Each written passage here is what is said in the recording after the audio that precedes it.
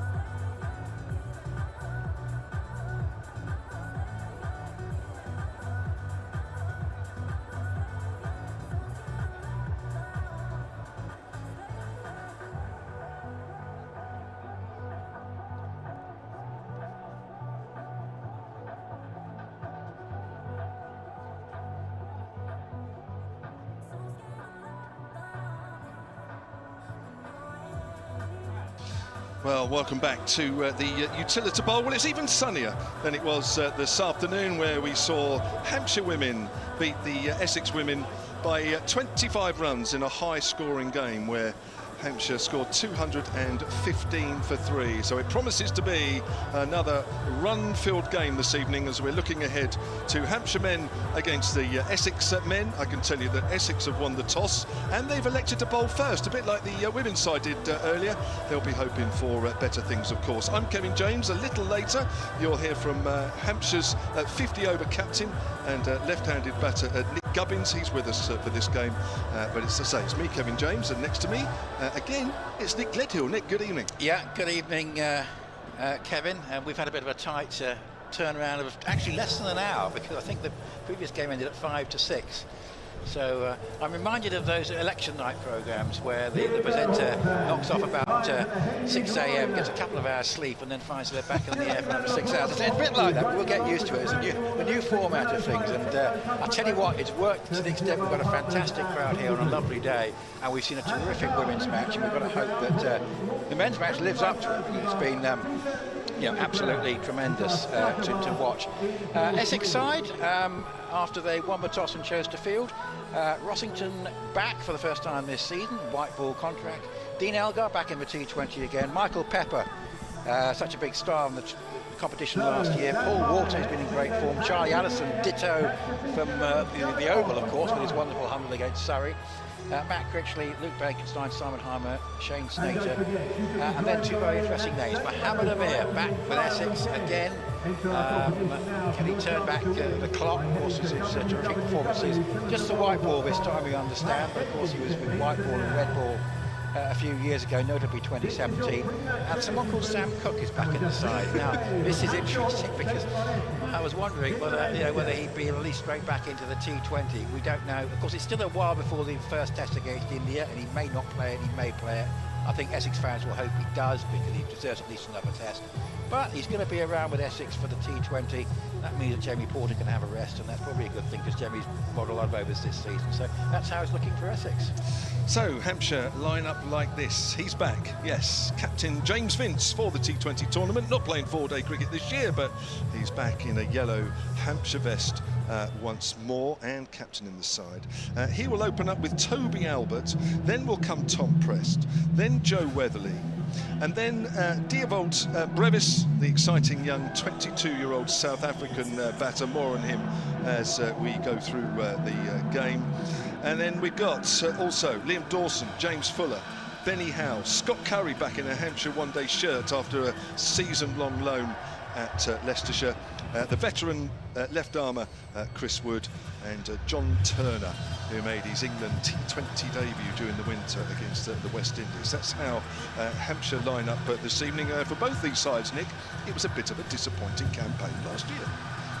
Yes, of course, it culminated in that game right at the end of the competition. We're here right at the start, and we were here right at the end, of course, last year with a pretty dramatic game, which I thought was settled by an outstanding performance by John Turner, which basically made sure I know when you had Gloucestershire supporters, and even the team were listening to us, I believe, so, at a location abroad, with getting people to see the game on the live stream.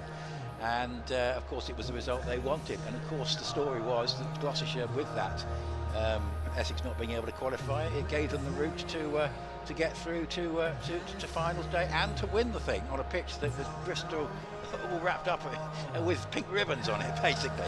But yeah, so they took advantage of that, and well done to them. But yeah, unlikely winners last year. I'm not sure Gloucester will win it this year, but I mean, that was great. It's a bit like the football with Newcastle and Palace winning the 2 domestic cup competitions.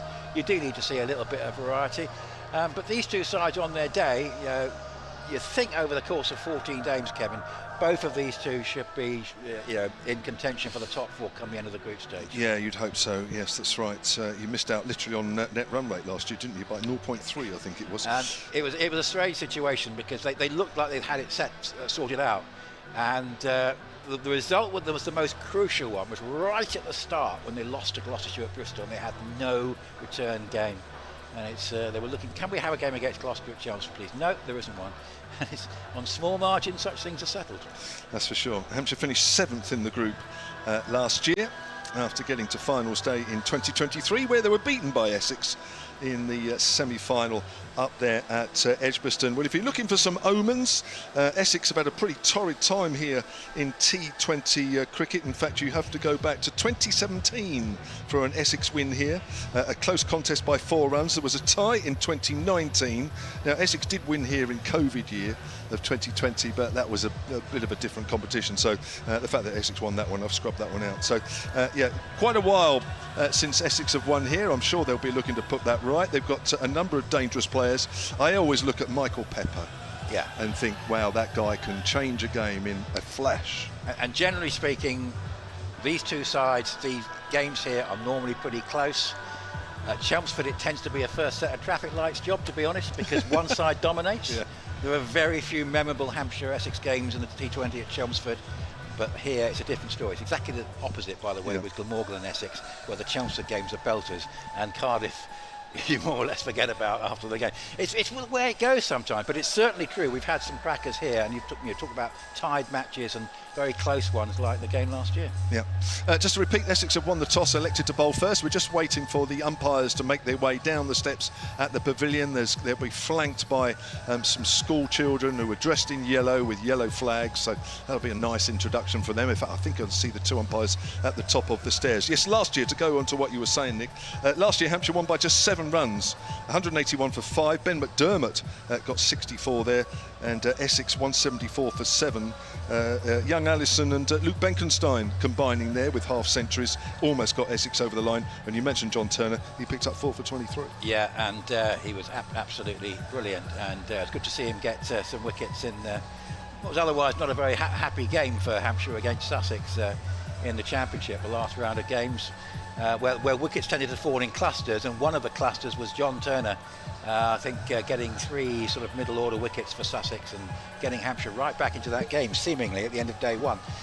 Sussex then sort of moved away from Hampshire in that game, but that was encouraging for Turner. But certainly he's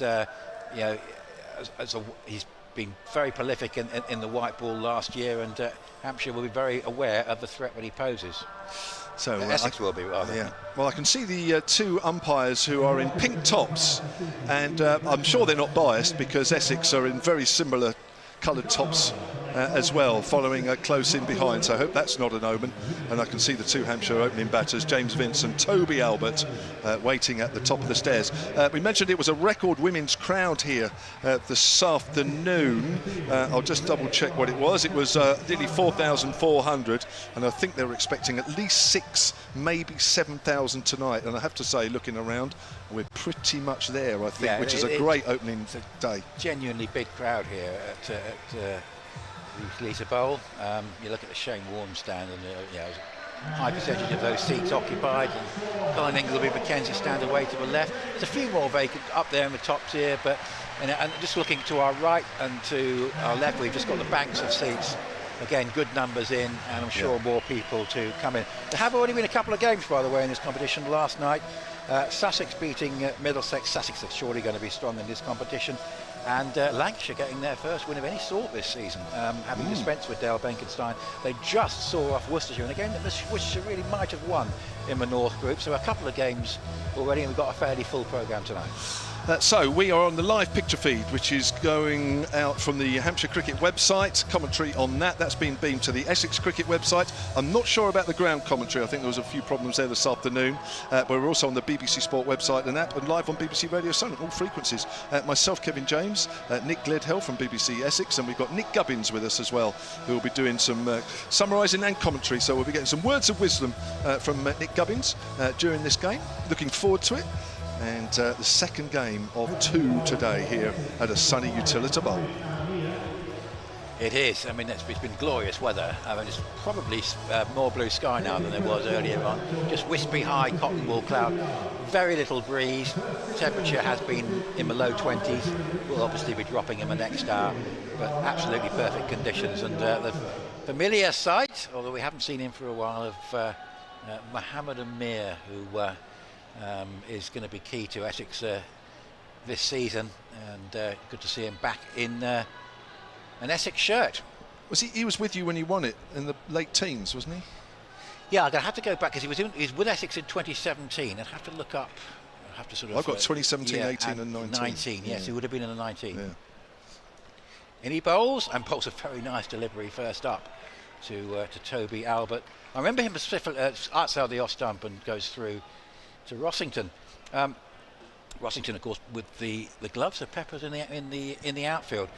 2017 I particularly remember, because that was the year where he along with Jamie Porter, bowled Yorkshire out in a championship match on an outground at Scarborough, and I was wondering whether he might be able to play when they go to York at the end of the month, but I'm not sure about that. But it's good to see him back anyway. Here's Amir bowling, and that one's played just with a push into the offside by Albert. But there's no run, so a good tight start from Amir. I remember that 2019 one. That was a really flukish competition, because that year Essex could easily have won nothing, but they won two titles because of Hampshire results. And I'll just remind everybody what those were after this ball from Amir. And that's just played. Oh, could be the first one. It's going to be a tight one. Walter picks up, but he gets in okay. Walter's throw misses from mid-wicket. So Hampshire played Glamorgan here, and I think the last round of group games, a game they were expected to win, but they lost, and that enabled Essex to qualify. And then very famously, after Hampshire had been annoyed by Somerset's over-celebration in the 50-over final because Vince and Dawson were unavailable, so they fielded a depleted side. Kyle Abbott got 17 wickets, was it, in that championship match at Southampton? It was a lot. And basically, because the weather then fell apart after T20 finals day, that virtually settled things for Essex, because Somerset didn't have much time in that game at Taunton. Mrs. played back down the pitch, and there's no run. So if those two Hampshire games had gone the way that the bookies might have predicted, i.e. Hampshire winning the T20 and Somerset winning the championship, Essex would have probably won nothing. But it's still fine margins, and you take advantage of what opportunities come. So James Vince has just faced his first ball, played it defensively back to Amir. So it's been a very quiet start here. ...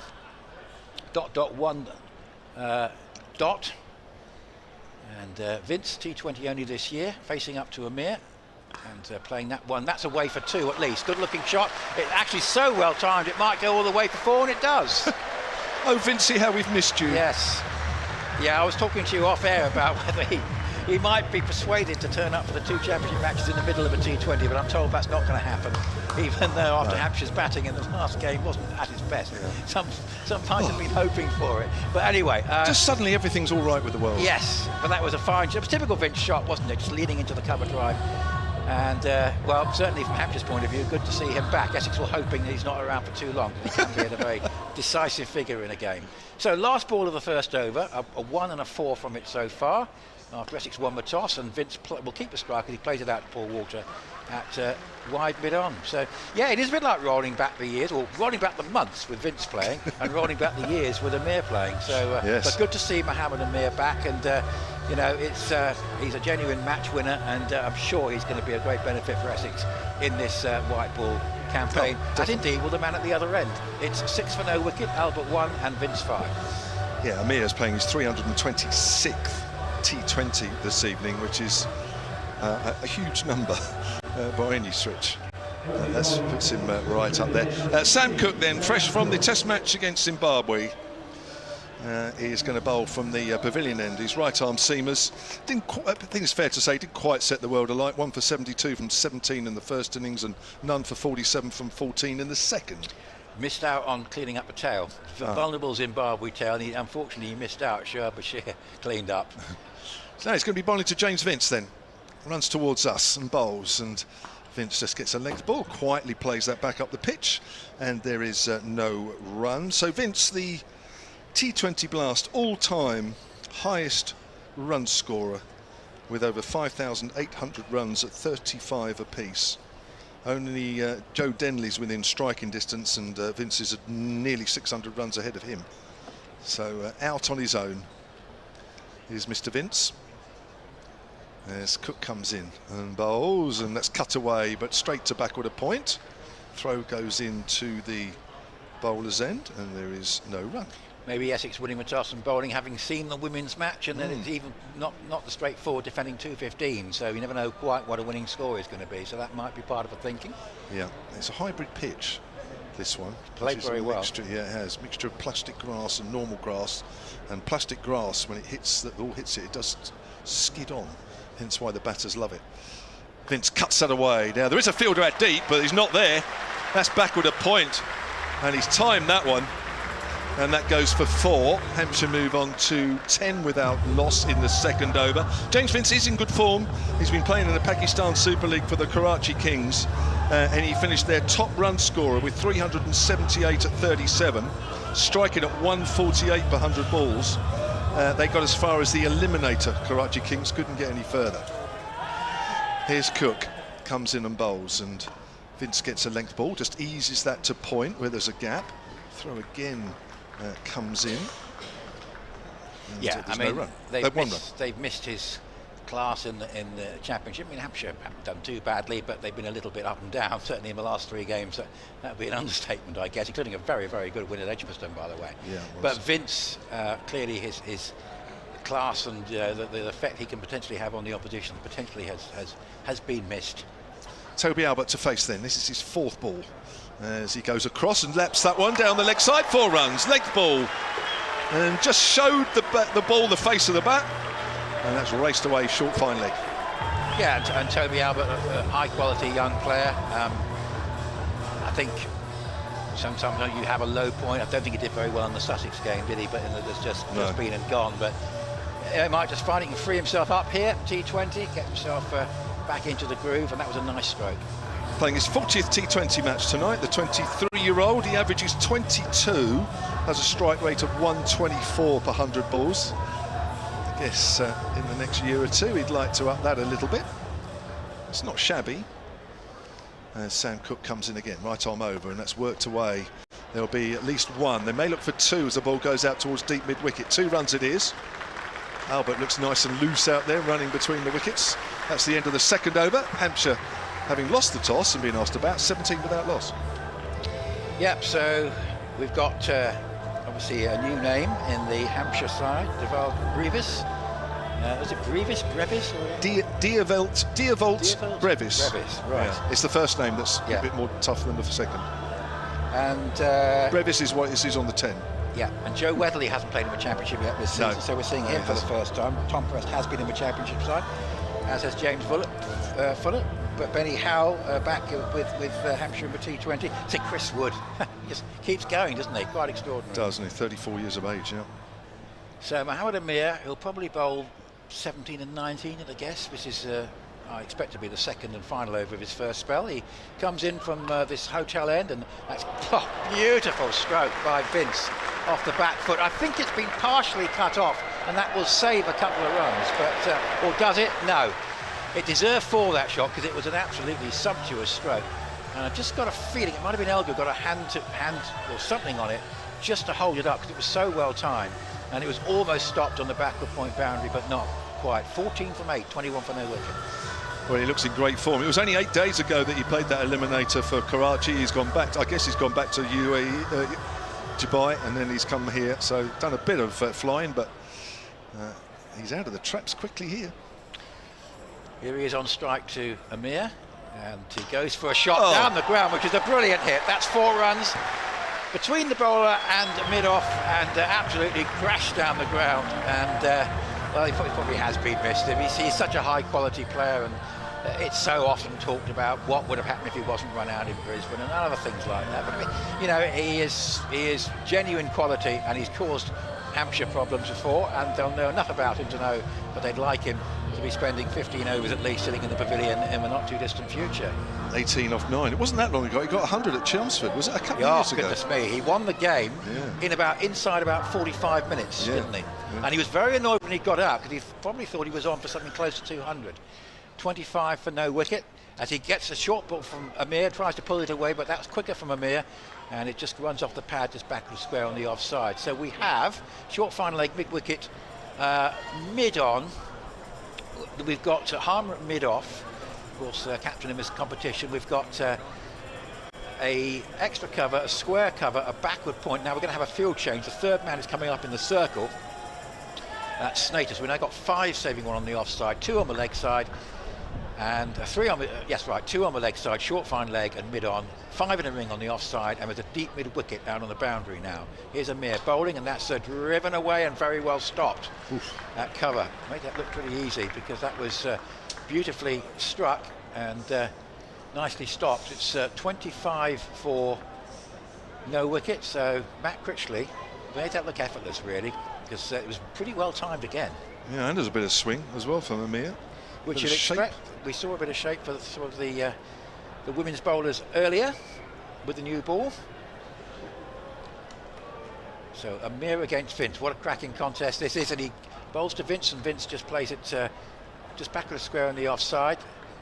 5 saving 1 there, can't get it through, and 3 dot balls together, which will please Essex. 25 for no wicket, but they'll feel, having seen the first game, that if they keep Hampshire below 200, they can pace their innings, and we'll have a good chance. They'd expect Hampshire to make a pretty good score, it just mustn't be too big. Here's Amir going round the wicket, bowling to Vince, and Vince drives down the ground for 4. Lovely shot, turned it into a half volley really, and again between the bowler and mid-off, which he's played that shot before. And that was again high class batting. Has a chat with Toby Albert. Vince 22 from 13, Albert 7 from 5, Hampshire 29 for no wicket having been sent in, and we've had 3 overs. Yeah, that didn't swing. I think Amir's going to have to use up all his experience here. I mentioned 326 matches for him today, 377 wickets at 22, economy rate of just over 7, which is pretty good, because the majority of the time he's bowling death overs as well. So we'll see him a little bit later, but already we're seeing the effects of this hybrid pitch. We saw it this afternoon, we're already seeing it this evening. Certainly James Vince is enjoying it. Well, already you could say, and it's something we often say actually with Hampshire-Essex games, that the length of time that Vince bats could be quite instrumental in determining the outcome of the game. So Simon Harmer, the captain, with his off breaks is on. Be a mixture of flight and guile, and I don't think there'll be much turn for him out there, but he'll mix his pace up here. He's bowling to Toby Albert from the pavilion end. Bowls, Albert works that away. Plenty of space on the leg side, picks up just a single as it works its way out towards deep mid-wicket. Albert moves on to 8, this game 30 without loss. This game has come quite quickly for Essex, of course. They had a full match at the Oval, not too much time to practice the white ball skills before today's come along, and it's an away game as well. Harmer to Vince, gives himself some room, drives, doesn't time, ball just bobbles a little bit on the used wickets to the right, no run. But that is what they were doing at Chelmsford. I think on Wednesday they had a sort of a practice day. Don Topley was there, I know. Harmer again over the wicket, gives himself some room there. Vince cuts it away but finds the fielder at point. There's no run. Who's that? Luke Benkenstein at point? Yeah, he's wearing number 99. Here's Harmer again. Bowls. Vince comes down the wicket, meets the ball almost on the full, works it up to deep mid on, almost takes Toby Albert out in the process. And Vince moves on to 23 from 16, Hampshire on to 31 without loss. The immediate... Nick Gummins is practicing his reverse sweep. The immediate pass for these two sides, I'll come back to that after this ball. Harmer in again then to Albert, comes down the wicket, hits it hard past the diving Harmer. Let's go for 4, up through mid-off. Lovely piece of timing, lovely shot. Yeah, it was. Albert looking good. Yeah, of course, Albert had a difficult game, as did a lot of the Hampshire batters in that, I thought, very impressive Sussex performance, really showing they belong in Division 1. But Hampshire, Essex rather, very much, again, got the better of a draw against Surrey for the second time this season. Harmer in again then, over the wicket. Again, he uses his feet, it's in the air, half stopped. Half catch there from Harmer. The ball goes through his hands up towards mid-off. I don't think we can call that a full chance. 35 without loss then, 4 overs gone. You can say they've beaten Surrey on points in the Championship this season. They would have had 2 points wins if it had gone to the judges, but in the end 2 draws. But that's been very encouraging. 1 or 2 slightly lower points, of course, the defeat at Worcester, but and I think a similar story for Hampshire. It's been a bit up and down, both sides in mid-table in the Championship, so this represents a bit of a change and a chance to say these two sides have both played to their potential, should be in the shake-up for a place in the top 4. So Amir again. Yeah, it's slightly surprised me that. Anyway, bowls 1 and he's hit for 4 straight away because it's a short ball which sits up and Vince just goes onto the back foot and hits it over short third man for 4. I am surprised he's bowling the third over, unless there's a new regulation that you can bowl 5, because I would have the only thing I'm thinking of, Cook can bowl 17 and 19 or 18 and 20, which he might bowl, but you'd have thought that you'd have Amir bowling 17, 19, something like that. Right, yeah. But it may be because Cook's in the side, they've just changed the thinking there and are going to have more of Amir up front. Maybe thinking they might swing more up front, having seen the first game. We'll see. Anyway, good shot from Vince. And here is Amir bowling to him, and Vince cracks that, through backward point. I thought it was going to be stopped, but it was so firmly hit that they can have 8 men trying to save the one on the offside, but that was so well timed. And it looked like it might be stopped, but it was superbly timed. He's gone to 31 from 18 with back-to-back 4s. And Amir with hands on hips thinking, I remember this guy from before, he's going to try and get him out. Well, Rossington's come rushing across to Simon Harmer at mid-off, and he's now having a chat with Amir, the bowler. I think he's probably spotted something. He's probably having a chat about maybe a different field. I don't think anything's changed, actually. Whatever Rossington has said, Harmer is just is going to carry on with the same way. 43 for no wicket, turning into a good start now for Hampshire. We're in the 5th over. Here's Amir going round the wicket to bowl to Vince, and Vince drives for 4 through the covers. Absolutely beautiful shot. A vain attempt to stop it at cover, but again it was so well timed. And you had to say, giving Amir the extra over so far, as that one speeds past Matt Critchley, 4-4-4. If he can get the wicket for Vince, it will make it look like a very good decision. But you've got a feeling, if he was able to bowl 2 overs later on, it might have been beneficial for Essex rather than this extra over now. But we'll see if he can strike. If he gets for Vince now, it changes the equation completely. Well, I've seen Amir bowl quite a lot. I don't think I've seen him go for quite this many off 2.5 overs. He's 0 for 30. He's got the odd ball to shape, but only the odd one. Yeah, it's not as though he'd bowled 2 really tight overs. That's another reason I'm slightly surprised, Kevin, why he's got the 3rd over. But anyway, he's going to bowl again to Vince, and Vince gets a better ball here, which he just plays out to backward point. It's actually quite firmly hit, but they go through for the run straight away without any hesitation Dean Elgar got to it quickly, but that was good running between. Albert anticipated the single very well. He's on strike with 12. Vince has 36 from 20. It's 48 for no wicket. 4-4-4-1. And now Amir is going to bowl to Toby Albert. But yeah, it's not as though Amir bowled two very threatening overs or two very tight overs. So slightly surprised, but there will be a reasoning behind it, as there always is. I'm hoping that it's going to be justified by a wicket here, as Amir comes round the wicket and bowls, and that's a much better delivery, which Albert treats with respect and plays back down the pitch. So again, the early signs are we've got another 200 type game on our hands here, Kevin. It's early stages, but you know, it's yeah. I think Hampshire will be looking for something very close to that at this stage, to be honest. I think another 200 game, and I'll be sleeping till about 10 o'clock tomorrow morning. It was great fun, the women's game. 5 saving 1 on the offside, a mid-on and a mid-wicket on the leg side, plus 2 on the boundary. And this is, he had to reach for that, Albert, to a slower ball, but he's got it away down to deep square leg. They're coming back for a quick second run, the throw comes in, and in the end he got through pretty well. He had to reach for it, and he was having to sort of play it from outside the off stump into the onside, but got it away for a couple to bring up the Hampshire 50, 14 off the over. Now that's one ploy there, the third over for Amir that didn't particularly work. I'm sure he won't bowl a fourth over now. Anyway, Hampshire have got 50, Albert 14 and Vince 36, and they got it in 30 balls. So far so good for the Hampshire Hawks. Well, I haven't got the stats in front of me, but I'm already willing to bet that in all the starts that Hampshire had in this competition last year, this is already one of the better ones.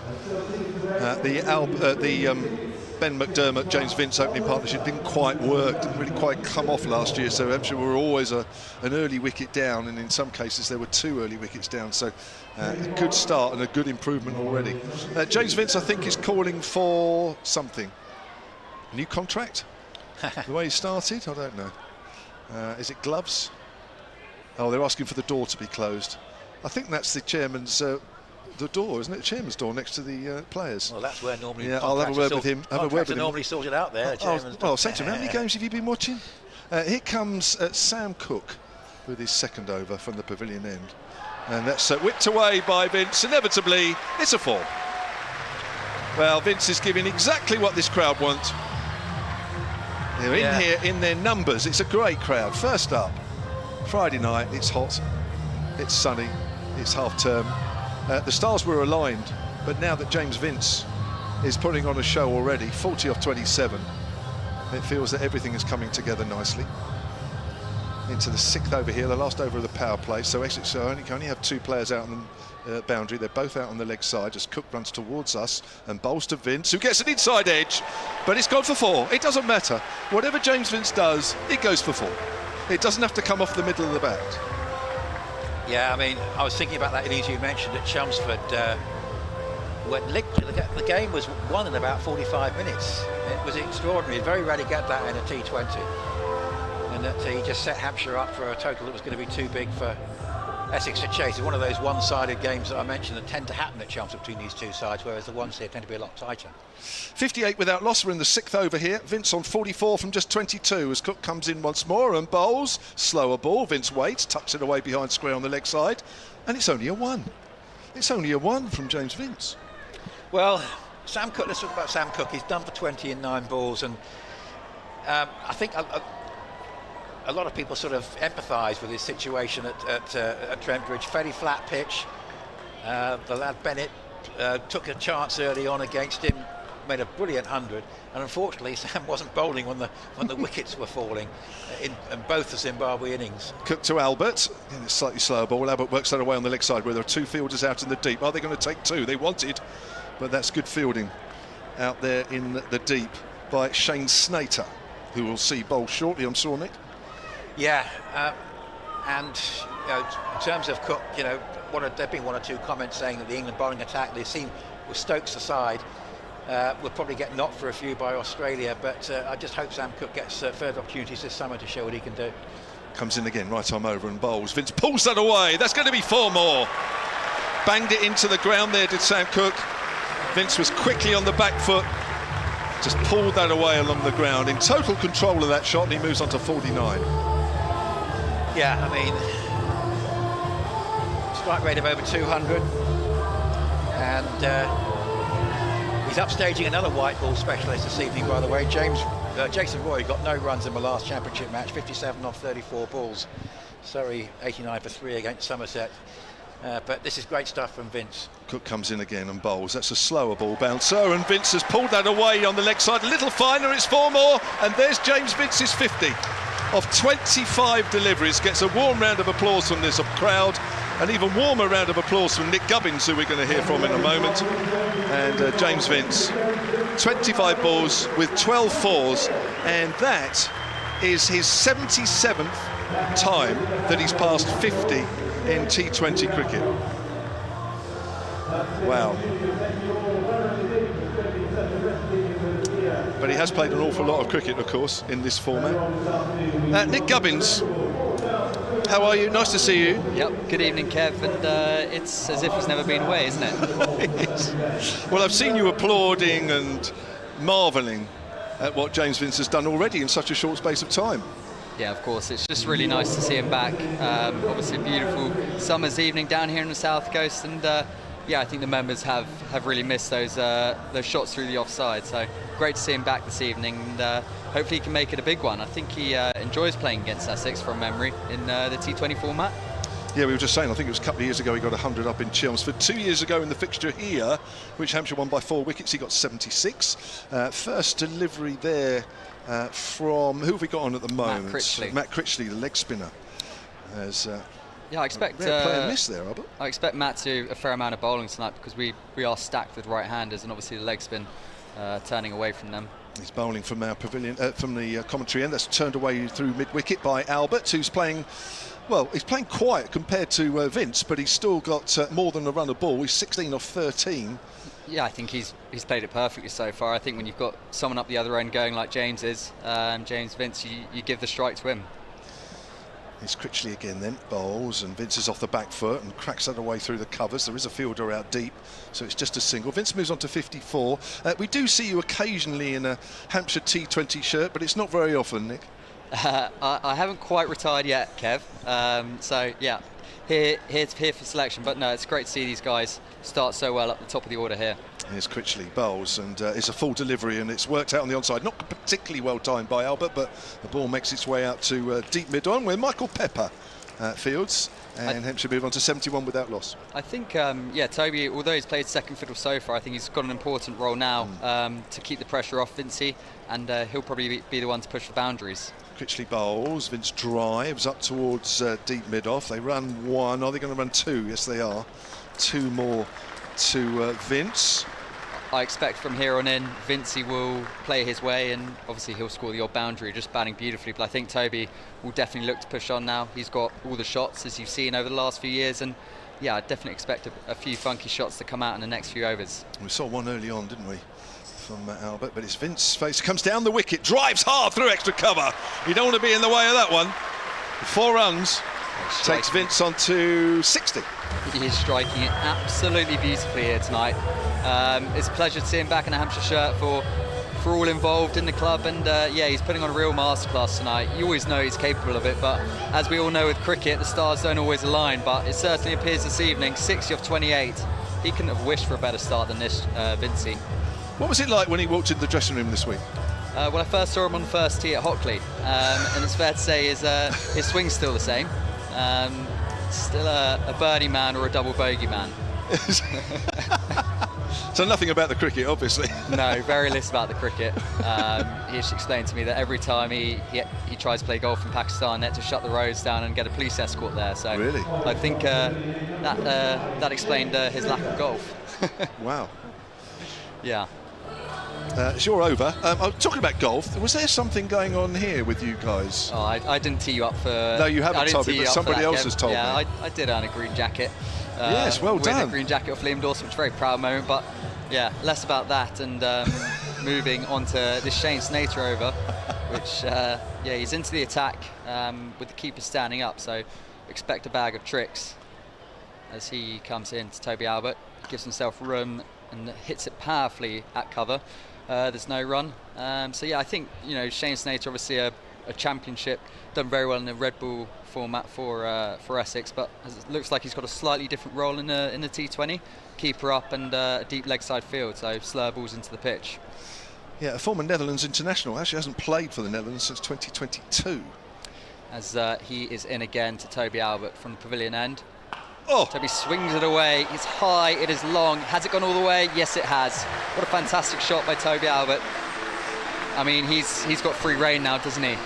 Vincey's got the boys off to a fly, and with the power in the sheds that Hampshire possess, he's gonna do all his shots and play all his shots now. Even better as with mid-off up. It's the perfect area to be hitting, isn't it? Deep mid-on, so you don't want to be dragging it around on the leg side, but he's hit it in the perfect area.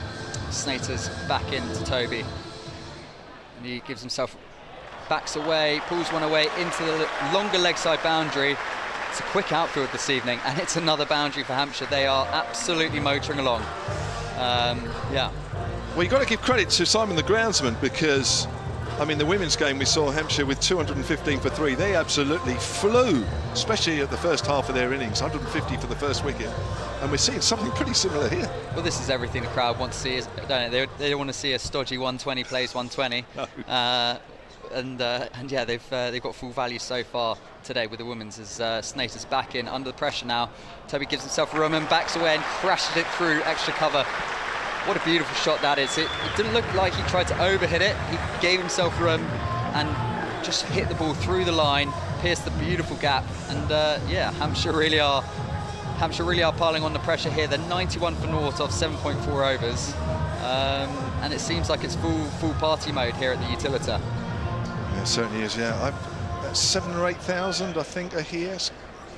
It's very much around there. Snater's back in and gone for boundaries this over, 6-4-4, and this one's pushed to long on for 1 this time, just to give him a bit of respite. But the only respite he's got is James Vince comes on to strike, who's currently 60 off 28, so a run rate of just shy of 12 and over.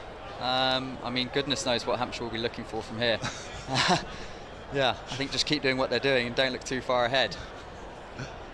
As Snater comes in this time to Vincey, who knocks him into the leg side. They're going to push hard for 2. Is that Charlie Allison running in from the deep? But yeah, it's a huge ground, and James Vince knows this ground very well, knows the pockets. A very safe 2 collected, just to finish what was a very high scoring over there for Hampshire. I'm not sure exactly how many were scored there, Kev. So 77 the previous over, so your maths is better than mine. 17. Thank you. Yeah. That's why you're here, because I know your maths is very good.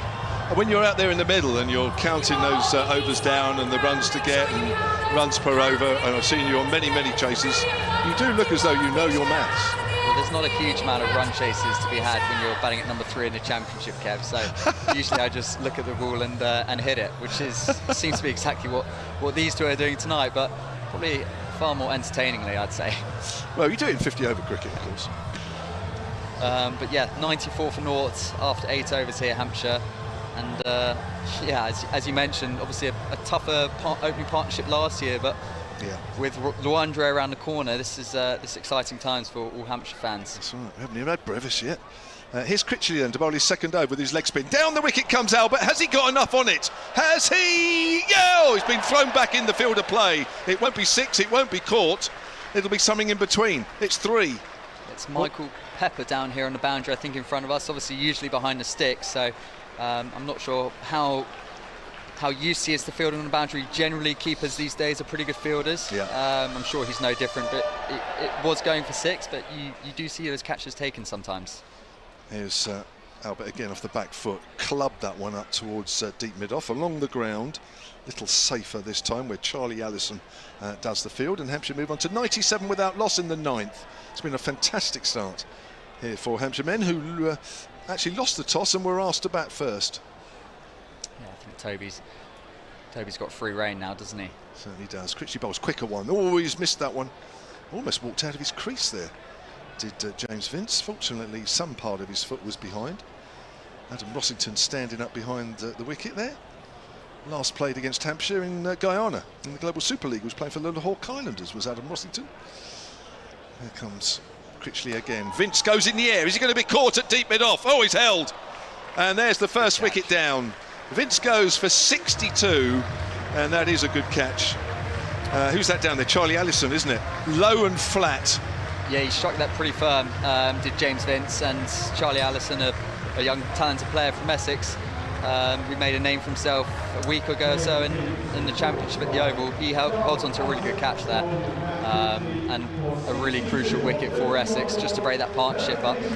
I mean, it does bring in another superstar of world cricket at the moment in Brevis, and I'm sure the crowd are really excited to see what he has to bring to the Utilita. Do you think he's been moved up the order here? Yes, because of the way that Hampshire started? Absolutely, yeah. I mean, T20 these days, batting orders are so flexible. Don't be surprised, if Hampshire don't stick to the scorecard from here on out. There's some serious power in that changing room, and I did manage to get a look at his bats yesterday, Brevis, and they're slightly different to the bats that I get given. GMR fantastic, don't get me wrong, absolutely, fantastic bits of wood, but they look like good bits of kit. So in his hands, I imagine they're pretty dangerous. So you'll be talking to him nicely and see if he'll give you one when he goes? I could hardly pick it up. Oh, really? They're that heavy? Yeah, they're wow. Yeah, they're big bits of wood, and he's obviously coming from the IPL, which would have been a fantastic experience for him. Well, we don't want to build him up too much, but in the IPL where he was playing for the Chennai Super Kings, in the South African T20 tournament where he was playing for Cape Town, he struck at over 180 plus per 100 balls. Wow. So that suggests that the run rate we've seen already might even go higher if he gets in. So that would be nice. Here's Critchley, bowls to Brevis. Oh, he's straight away up in the air. Has he got? Yes, he has. It's those bats, Nick, you were talking about. And that sailed into the crowd for 6. Wow. There I was thinking, he's going to come in, knock one, just get his Hampshire career off to a start. Get off naught. That's what I'm thinking now, Kev. Get off naught. You would have just played that away quietly on the onside. Straight over long on. Wow. What a shot. I really thought that was going straight up in the air and he was going to get caught. The 100 up is for Hampshire as well. Brevis is on the back foot. There's a dot ball. Good comeback there from Critchley at the end of his second over. He has 1 for 18, 103 for 1. And Brevis, well, we were right to talk him up. That's 6, the very first ball. How easy has he made that look? I can assure you, for everyone listening, watching at home, no matter how good you are, no matter how talented you are, to come out and hit your first ball for 6, having got off a plane 2 days ago, new ground, new atmosphere, everything about it, and he's just come out and hit his first ball for 6. That is, that's confidence for you, Kev. He struck me as being confident, but I did an interview with him a couple of days ago. I have to say he sounds like a really great guy, but you could tell it oozed out of him. Well, generally South African guys are very polite, very hard-working, so I'm sure he's no different. Very humble guys. So as Paul Walter is now into the attack to try and stem the flow of runs. Excuse my English, as Toby knocks it away to the deeper leg side boundary. The throw comes into Adam Rossington, who brings the Volt back on strike. Looking forward to this. He's got a slightly longer boundary on the leg side here. But as you were saying, talking about those bats that he has, it might not be too much of a problem for him. But wow, what a start! I usually think I've got some sort of idea what guys are going to do, but I honestly, after seeing that first ball, I'm not sure. I'm not sure what he's thinking here. I don't know if he sees long boundaries. I don't know if he sees short boundaries. As Walter's back into him, he kind of throws it into the middle of the pitch. I mean, Paul Walter's had a really good time of it in T20 in the last few years. He's played for the Brisbane Heat, played in a couple of other franchise tournaments, and he's really made a name for himself in obviously striking the ball with the bat, but with the ball in the middle overs, throwing it in halfway down at different paces. He's a big guy, and it looks to be that's what he's doing here tonight. So he's back in. It's a hard length, and it's pushed away to cover. There is no run. So Essex have just built up a couple of dots, which. I mean, considering Hampshire are travelling above a run rate of 10, they need it. They need to build some dots and build some pressure. With 10 overs to go or so, there's Hampshire going to try a full onslaught here. Yeah, Walter picked up Essex's most wickets in this competition last year with 17. 17, and he's in again from Pavilion to Brevis, who runs a quick single, and the throw comes in. I think he would have been a tight run there. I actually thought, from cover, he almost should have thrown to the bowler's end. It looked like Brevis was well short of his ground. But yeah, both Hampshire batsmen get through unscathed. I think for Hampshire fans and Hampshire followers, I think that's a good thing. Just get him off strike. He can reassess and go again next over, and brings Toby Albert back on strike with all the four fielders back on the leg side, and Walter comes in with his change of pace. Again, Toby gives himself room. What a beautiful shot through cover. Again, didn't try and hit it too hard. Just placed the bat through the line of the ball, and it's really good reading of the game. That a few dots from his partner up the other end in Brevis, and he's thought, right, it's my turn to go, and he backs away and crashes it through the offside for 4. Yeah, well, he's quietly got to 40, hasn't he? Really, off what's that, 23 balls. Handy knock. Quietly, that's some going. But I guess he's had James Vince and young Brevis up the other end. As Walter's back in, and he bowls to Toby, backs away and slashes it wide to deep mid wicket. I think there's just going to be a single, and I would say probably completes another good over for Hampshire in the middle overs. 7 from it, so Paul Walters probably has done a good job there. But Hampshire as well, again, are building this partnership, building the score again. Yeah, halfway through the Hampshire innings, 110 suggests that there's another 200 on the cards here. It sometimes doesn't always work that all 20 overs go at the same pace, or even that the pace gets increased. But Hampshire on course for a score of 200, and from the women's game we saw this afternoon, and from what we've seen here already, you would think that they probably need most of that 200 to be competitive. Normally here, Nick, it's about what, 160, 170. Yeah, really, I was going to say, I mean, no matter how good the wicket is, I think 200 is always a huge score here, just because of the size of the boundaries. They're generally bigger than most other grounds in England.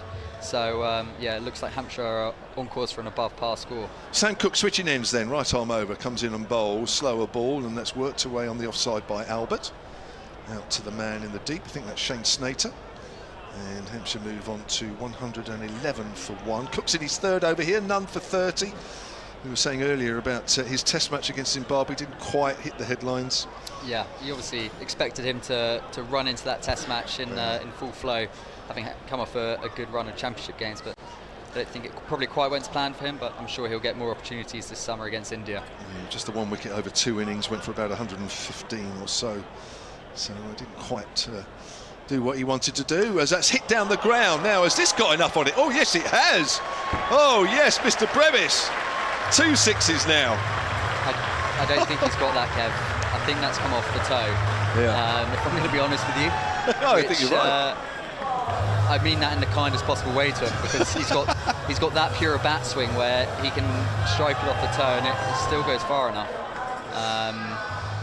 Yeah, I don't think Sam Cook's missed by loads there. He's bowled slightly wider, outside off, to try and make him drag it to the leg side, but instead Brevis just said, no, I'm going to golf swing it up the middle of the fairway. Brevis is 13 off 6, and 2 of those, or 12 of those, have come off 2 boundaries, 2 sixes, as Cook runs in then. 117 for 1, Cook runs away from us, bowls to Brevis, full Yorker, worked away off his toes, should only be a single. Brevis moves on to 14, 118 for 1. It's nice to know that a man can come in and smash sixes, and it's not come anywhere near the middle of the bat. Yeah, that means there's more to come. It shows why he's been so talked about in this format. Yes, he has.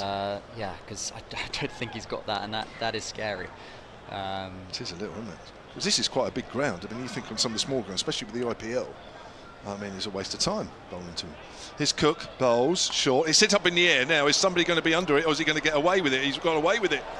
Has Toby Albert. It plugs in the outfield, just short of the 30-yard circle at mid-off. Simon Harmer's down below us in the deep. Talking of golf, Toby Albert's picked the perfect club out the bag there. He's just got a 54-degree wedge and just chip one up the fairway. You speak with such knowledge on golf. Green jacket. You still got it at home? Green jacket. It's hanging up in the change room. Pride in place. Right. 119 for 1. Here's Cook bowling to Brevis. And it's outside off stump, predictably, I think. And Brevis leaves that one alone. Just a little too wide, but not wide enough to be called. Yeah, I think that's well bowled. The deeper offside boundary is slightly larger than the other side, and you've got someone like Brevis who's striking it as he is. You just want to keep it out of his arc. So Sam Cook executes that delivery pretty well. Last ball of the 11th over here. Remember, Hampshire were put in to bat, After Essex won the toss, Hez Cook runs away from us once more and bowls. That's fuller and straighter, driven down the ground by Brevis, who moves on to 15. That will be the end of the 11th over. Brevis has 15 from 9. Albert is 43 from 26, and the one wicket that fell was that of James Vince in the 9th over. Caught at deep mid off the bowling of Matt Critchley for 62. That was 97 for 1. Yeah, I think this has been a really good partnership, obviously, so far. At 97 for 1, with the wicket of James Vince going down, I think Essex probably saw that as their chance to really get back into this game. But Brevis has come out and straight away shown his intent and put them again back on the back foot, and allowed Toby to continue serenely down the other end on 43 off 26. Brevis on 15 off 9, and Paul Walter staying in the attack after his decent last over, which went for 7. He's in again to Brevis, who tennis shots it back down the ground. Wow. Well, I think Paul Walter's landed that delivery probably exactly where he wanted it to. Brevis just slapped it down the ground, Kev. I'll let you commentate on that one. Well, I'm not sure what sort of shot it was. I think you're right to describe it in some sort of tennis way, but as soon as he hit it, he just turned away. Now, I don't know whether he turned away in disgust because he thought, well, actually, I didn't play that really the way I wanted to, or he just thought, that's 4. The minute it left the bat. There's a bit of swag about it as Walter's back in. Oh, wow. Oh! Okay, this I can play. Oh, my word. Wow.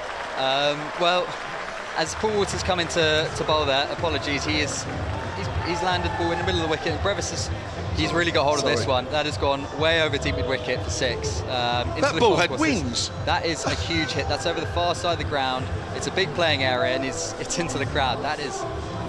He's got hold of that one. That's an extraordinary shot of talent and power. It is, isn't it? I'm sorry for cutting across your commentary there, but I mean, I don't think I've seen many balls hit that far.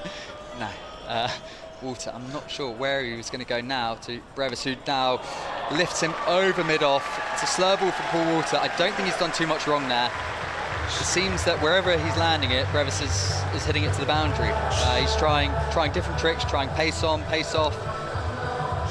Well, I tell you what, there is, I'm sure people in the crowd are like this, but there's about, I don't know, 7 or 8 of us on the balcony here, on the gantry, and we're all just salivating at this man, the way he's batted. Batting's not this easy. I mean, this is... To be honest, he's making James Vince look very ordinary. Yeah, James who? Seen enough of Vince, you get this bloke in. He'll have to drop down the order. Christ, yeah. Well, I think Toby Albert's actually had the best seat in the house tonight. He's down the other end, going very slowly on 43 off 26. Not quite sure what he's doing. As Paul Walter comes in, he's changed over the wicket now to try and change the angle up. Wow, and he's dug the ball again into the middle of the wicket. And when your luck's in, your luck's in. Terrell Brevis has gone for a pull shot, which has, I think, got a top edge over the keeper for 4. Don't know if that came off glove, off bat. No, it's bat, it's runs. Yeah, he's going full flog now. Well, I tell you what, we're in for a treat. If James Vince gets a few runs this year and Brevis gets a few runs, we are in for a treat. I can't wait for the next 13 group matches. I didn't say that last year, I can tell you. Paul Walter, he's in again with 2 overs left to bowl. Just wants to try and get out of this over. Again, it's into the surface. Bowled. It's well bowled. It's a good comeback. He's obviously under pressure, having gone for 18 off the over so far. I don't think through any fault of his own. I think it's just been outstanding batting, Kev. There's 4 fielders out to a long leg side boundary. Most sane guys would just take one and get down the other end, but but Brevis has gone the other way. We've still got Lawandre to come, yeah? When he gets in. I'm not sure you're ready for that yet. I don't think I am. As Paul Walter's back in, slower ball. He's hit it high. He's hit it towards long on. It's over long on. Wow, what a club selection again. That's on the green in regulation. Nothing too fancy, just over long on for 6. Again, it's a wonderful strike. It looks to be a slower ball from Paul Walter. Lands on a good length. And wow, again, just to emphasise he didn't get that, he did take his hand off the bat. That was a one-handed shot. Nick, you're going to stay on, but you're going to come on my side, and we're going to let Nick Gledhill from BBC Essex come in with you alongside. Just to say that we marvelled at the women this afternoon, because Hampshire, after 12 overs, had 135, and after 12 overs here, Hampshire's men have 144. I think I'll settle for 215 now, from the Essex point of view. You offered me 215. Wow.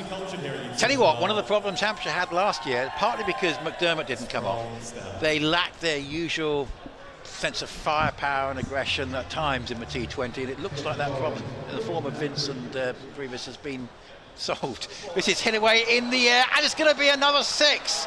Albert is getting in on the act. He goes to 49. He's picked up the first ball of the new over and thumped it away over long on, and I have to say this is pretty ominous. Critchley's first ball goes for 6 after that huge Walter over, and there's a lot to drag this back from here. Only the first ball of the 13th over. This is driven away out towards deep cover for a single. It is a very, very good pitch, but I was saying from an Essex point of view, Nick, I'd take 215 now. It could be a lot more than that. It really could, the way Hampshire are going here. Yeah, that single brings up Toby Albert's 50. Well done to him. He's played very well. It's been the perfect role for him. Get Brevis and Vince on strike, but also strike boundaries at his own leisure as well. So I think it's also the 50 partnership. Yeah, he's almost been able to play at his own pace, hasn't he, with the way the two guys at the other end have been going. Critchley bowls, and this is hit away along the ground and stopped pretty well. The Essex fielding has to hold up here, and it tends to, with Snater out there on the boundary, is normally very effective, and make sure it's no more than 1. Brevis 40 from 16. Incredible innings. Vince 62 from 31. The Hampshire firepower appears to be back. It's what to say. They didn't qualify last year, and I think that was one of the reasons. They just perhaps weren't quite themselves.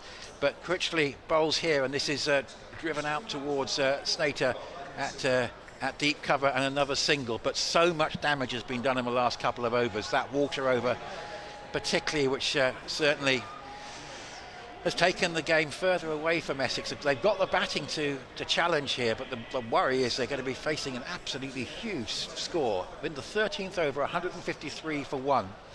Critchley bowls, that's a wide outside the off stump, and left alone by Brevis, who got the wide he was anticipating. Yeah, it's been relentless from Hampshire. Usually in T20s you do have a slight lull period, but Brevis has come in and put pay to that. We all know that Essex have plenty on offer with the bat, but it's going to be an awful big target. That, I think, is another wide, yes. Critchley was just trying to get it a bit closer. That looked harsh, if I'm honest. Yeah, I think it certainly was closer. It looked inside the line, that, yeah. I think. And it's outside off stump rather than leg as well, so yeah, that hurts. But Critchley bowls again, and that's driven away quite crisply. Back with a square on the offside. It's very well timed. It goes for 4. Now Snater, I said, he's so reliable out there.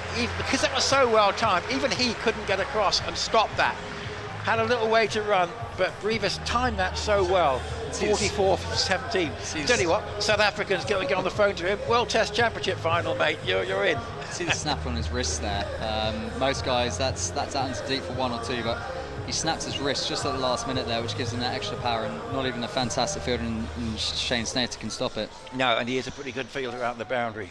Well, what are Essex going to do about this? 159 for 1. Critchley bowls a ball on leg stump, which he gets away with, to be honest, because it's swept straight to deep square leg. And I think the original intention would have been to knock that past fine leg, and that would have been another 4. But as it was, just the 1 to Albert. He goes to 51.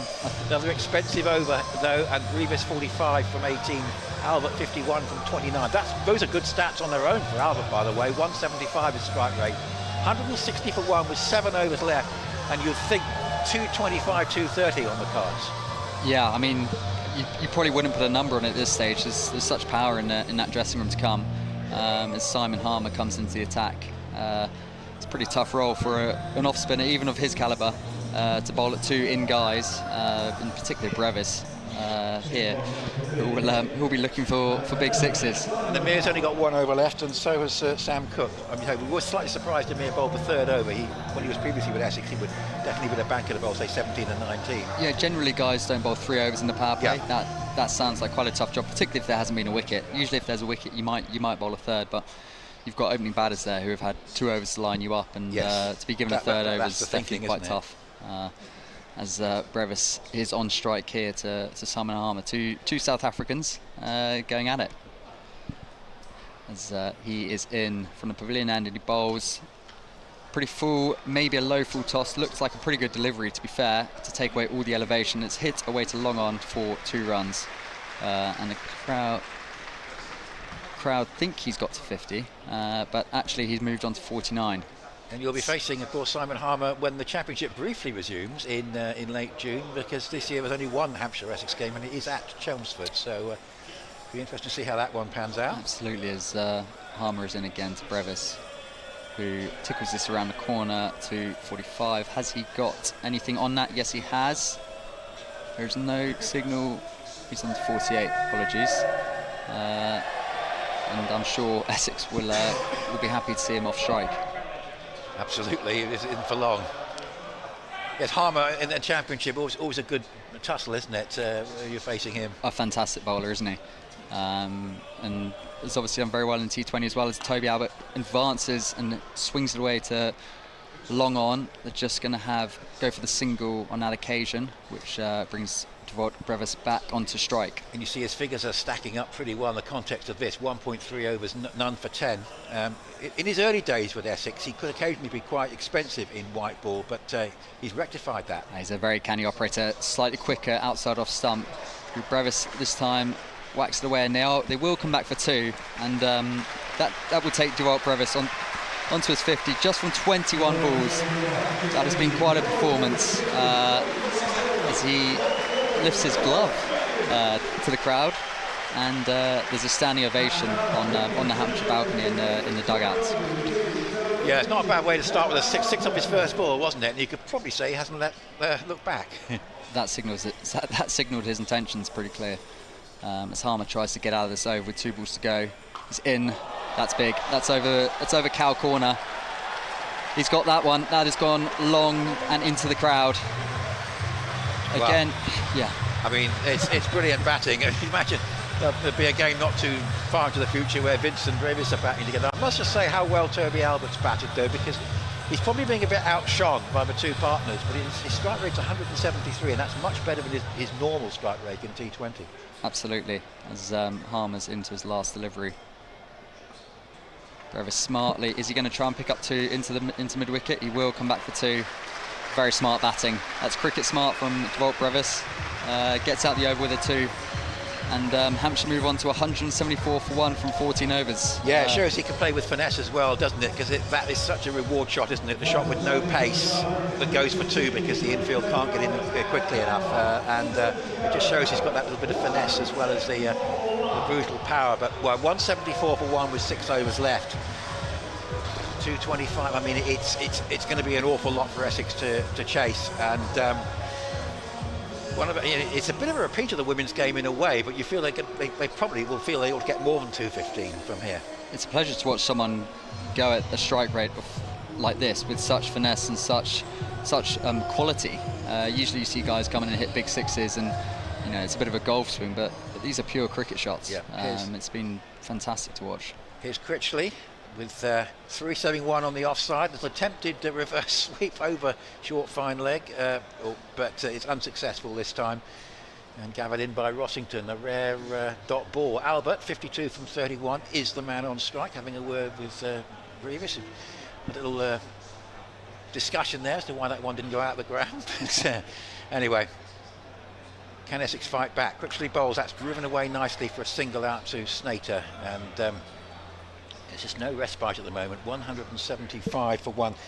Surrey 146 for 9 at Taunton, of which Jason Roy, who I think made a pair or got virtually no runs at all at the weekend in the championship, 92 from 54 balls, and he very much stood alone. Sam Curran 22. Nobody else made double figures. 3 wickets for Matt Henry and 3 for Riley Meredith. As this is going to be a big attempt at a drive to a quicker ball from Critchley, and it goes through, gathered in by Rossington. Good start to the over. Somerset are going to be, I mean, you'd expect Surrey to be to go through as well. But two big head-to-head clashes tonight, aren't they? Surrey and Somerset, you think will both be challenging in the group as well. Yeah, I think the South group as ever looks the strongest. It looks stronger every year. With Gloucester winning the whole thing last year, which nobody expected. Well, here's the delivery, which is outside the off stump, and attempts to cut it. And this is actually ... a little bit of respite for Essex from courtesy of Matt Critchley in his final over. Yeah, I think he's bowled well all night, really. He got out of his last over with a good leg stump Yorker, and so far he's been tough to read. 15th over, he comes in, bowls, that's driven back at him and is taken on the bounce, I think. It was thought for a moment there might be a caught and bowled there, but it was just, I think, taken on the bounce, but he's fielded that well. It's just one run off this over. Well, is it a sign of a little bit of a fight back for Essex to keep this score within manageable bounds? 175 for one. Last ball of the 15th over. Comes in to bowl. This is driven away and goes straight to cover. So, well, who would have expected that? Brevis has been tied down for, 4 deliveries there. Suddenly his strike rate isn't quite as special as it was. 58 from 27. Albert 53 from 32.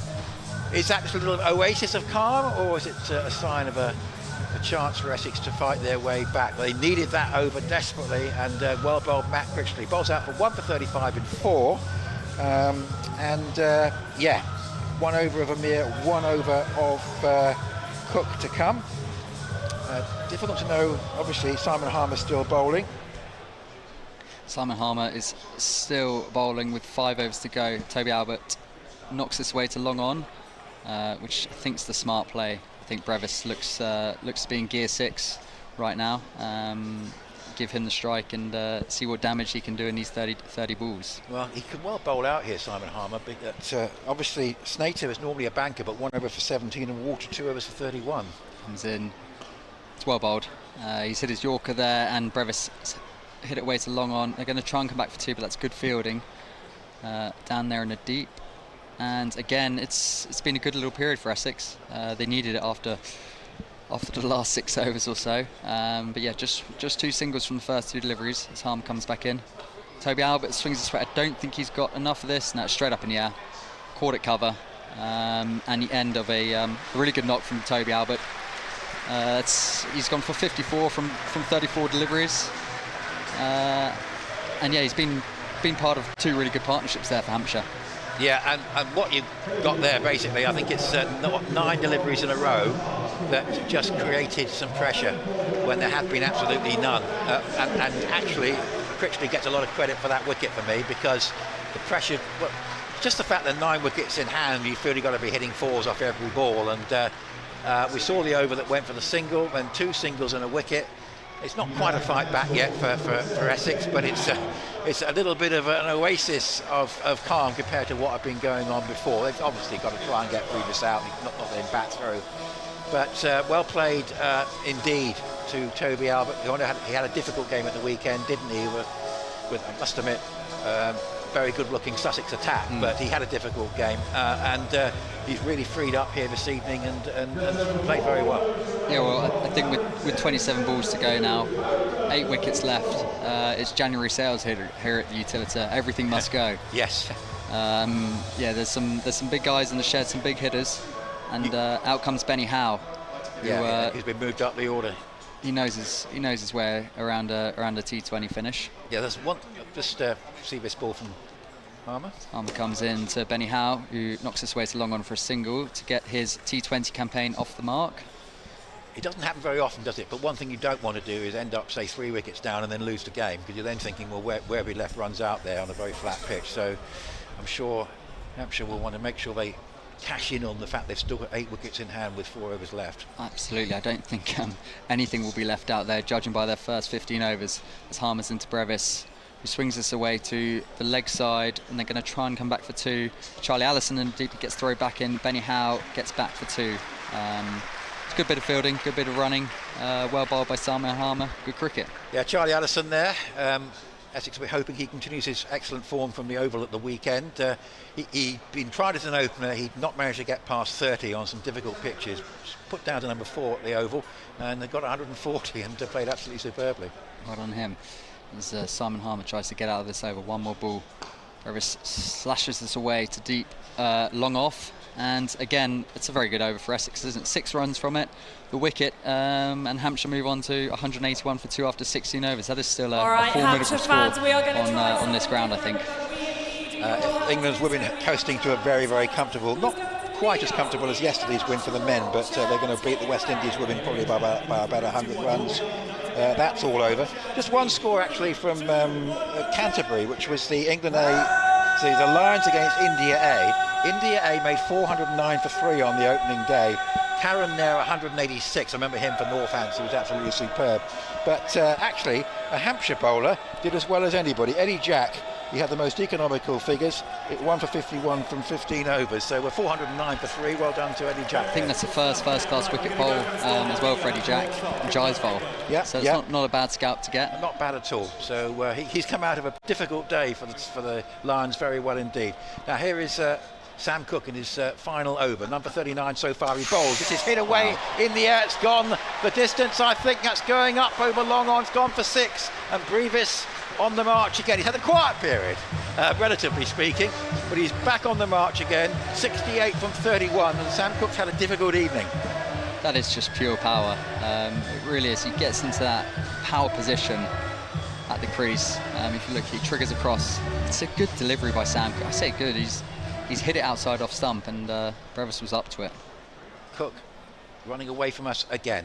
Comes in to bowls a ball of full length, and it's driven away back down the ground and brilliantly caught at long off by Simon Harmer, who stretches out a hand having taken the catch. That's the end of a superb innings from Brevis. But well, it's at a turning point. It's come very late in the innings if it is, but I think Simon Harmer knows as much as anybody. They couldn't afford Brevis to bat through the innings. They got him for 68, but I tell you what, it's a sign of big things to come from this South African. I was joking, but he might be called up for the World Test Championship final. That won't happen. I think Hampshire have got him for the duration, but what an outstanding performance. Yeah, and I mean, just a quick note to Simon Harmer there. That was hit like an absolute tracer bullet. It was a great catch. He's got some of the safest hands in county cricket, and yeah, we got to see that just below us down from the gantry. That was hit no more than 10 feet above the ground level, all the way to long off. He's run round, and yeah, that's a good catch. It really is. But brings to an end a quite wonderful innings from Devont Brevis, and that really does leave you wanting more for the rest of the competition. Yeah, absolutely. A really scintillating knock, and as I say, with the form that Vince is in and seeing that, you feel that Hampshire have got plenty of firepower at the top of their order. Now, there has been a bit of a comeback here for Essex. It's only a fairly muted one, but can they just keep this score within the sort of bounds that will give them a reasonable chance? As in comes Cook and bowls to Fuller. And Fuller goes on the drive and sends it away on the bounce out towards Snater at deep cover, and there is a single. So even though there was a 6 from the first ball, a wicket's gone down, 188 for 3. The women making 215 earlier. They should still probably make more than that, but Hampshire will be, well, hoping that they can get beyond 220, which I think would put Essex under a lot of pressure. Here's Cook. We've got a short third man, a cover, a short fine leg, and a square leg saving the one. This goes straight out to Critchley. There's just a single for Howell. So 2 relatively new players at the crease, but both certainly are very firm strikers when they get going. 189 for 3. Yeah, I'm not sure James Fuller's come out behind many players as powerful as Devont Brevis. Usually he's the most powerful man in the batting lineup. Yeah, he can really strike a cricket ball, so he'll be giving it a good go here with 3 overs to go. As this is clipped away up towards long on, and a single there for Fuller, so it's just a little bit quieter after that 6 off the first ball. Unsuccessful debuts of all time. A really talented bowler, I have to say, in Will O'Rourke. His first outing for Yorkshire, 4 overs, no maidens, none for 67, and Northants made 237 for 4 in that one. So Northants, a bit of joy for them because they've not had a great season in the Championship. Cook bowls, and this is driven away. It's a good-looking shot. That's going to go up towards the extra cover boundary. It's brilliantly stopped, though, by Snater. He's saving runs out there. They could be crucial later on. A couple go to the board, but there could have been more than that. Stretching out a hand and saving a couple of runs. So again, after the 6 off the first ball, Yes, it is 11 off the over, but it could have been a lot more. 1 for 50 off 4 overs, Sam Cook.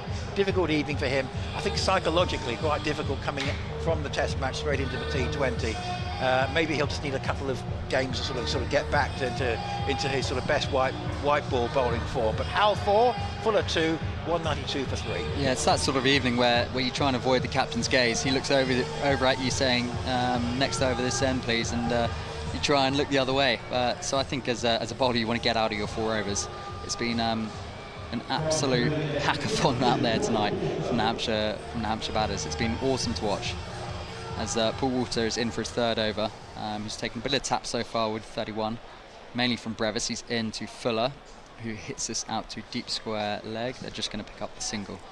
It suggests that Walter might potentially bowl out here because there's an over Vermeer left. And Harmer has bowled 3, I think. So you've got 1 from Amir, 2 from Walter. You'd imagine they will go that way. Might be it. Sean Irvine passes behind me. Good to see Slug in the house. And Hampshire here, just with 17 balls left to go. They'll be looking for 220 plus, you would imagine. As Walter's into Benny Howe, who wristily slices this away to deep cover for a single. Another very good performance tonight, by the way. Sam Hain, 92 from 49 balls, 6 sixes and 6 fours for the Bears, 226 for 5 against Notts. And of course the Bears, we know they're going to win the group. The fun starts when they get into the knockout stage, and every side, including Hampshire, roll up there and beat them. It was Gloucester last year. But I still think the best thing for them is to deliberately finish 3rd or 4th, so they don't have to play at home in the knockout stage. Yeah, they've been a good side in the last few years, as you say. Very, very good. As Walter's in to Fuller, and this is hit away to deep mid-wicket. Again, it's growing into a good little period, this, for Essex. They managed to string 3 or 4 overs together just as Hampshire were looking to really accelerate. But still, when you look at the score of 195 for 3 off 17.3, it's that damage earlier in the innings that is really costing them now. Well, I said earlier, Nick, that I'd settled from Essex point of view, and I think they probably would have, for the 215 that the women made earlier. Who's this in? Oh, wow, and Benny Howe's he's hoisted this away to deep square leg. A really clean bat swing. Again, Paul Walter's taking pace off that, and Benny Howe's seen that, and he's hit it away over deep square leg. It must be a good wicket. It's a terrific pitch, isn't it? The championship pitches have been a bit of different. Very flat wicket against Durham, to quite a lively wicket. At times it seemed against Sussex, but this is a typical absolute belter of a T20 track here at the Utilita Bowl. It's a terrific surface for entertainment. Yeah, it's obviously been a fantastic day for the batsmen. Runs have flowed as Walter's in again. This is out to deep square leg, safely taken. Benny Howe looking to repeat the previous delivery and hoist it away very selflessly. It's a good catch down there by young Charlie Allison again. And yeah, Essex are happy way to just get away with a dot ball. Absolutely, almost the wicket. He doesn't batter too much in the set. It's almost the fact that the dot ball is more important at the moment. But every wicket helps. And as I say, it's just a question of just keeping this down to something that they feel that they can challenge. They've got the batters there to do it. But Charlie Addison, who took the catch, of course, is in form and has done well in white ball. But tell you what, who is in really good form for Essex at the moment, and that is Paul Walter, who has this ability now to sort of switch from being a championship opener and getting hundreds there. And of course, he's perhaps known better for his white ball batting. Joe Wedderley, interestingly enough, coming in quite a long way down the order. Joe, I don't think he's played in the championship this year, has he? No, he's obviously done really well in T20 in the last few years. There's Joe Wedderley, there's Liam Dawson, who can strike a long ball from ball 1 as well. So I mean, I don't expect Hampshire's efforts to change here. They're going to try and launch most balls for 6. As Walter is into the new batsman, Joe Wedderley. This is pulled away to deep square leg for a single, and you'd have to say probably Essex is over at this stage. Yeah, I mean, they'll be relatively satisfied with the last 3 overs. It's the problem is what the 15 that have gone before. Yeah, no, absolutely. I mean, 202 for 4 now off 18 overs, and I'll pass you back over to Kev. Yeah, we'll see you in the second innings, Nick. Thanks ever so much. Nick Gubbins, Hampshire middle order bat, captain of the 50 over side, with us this evening. and yeah, it has been a little mini fight back, but a lot of damage done, and so that 215, a sort of benchmark figure from earlier. Amir's going to bowl his last over, then we think probably Walter to bowl the 20th.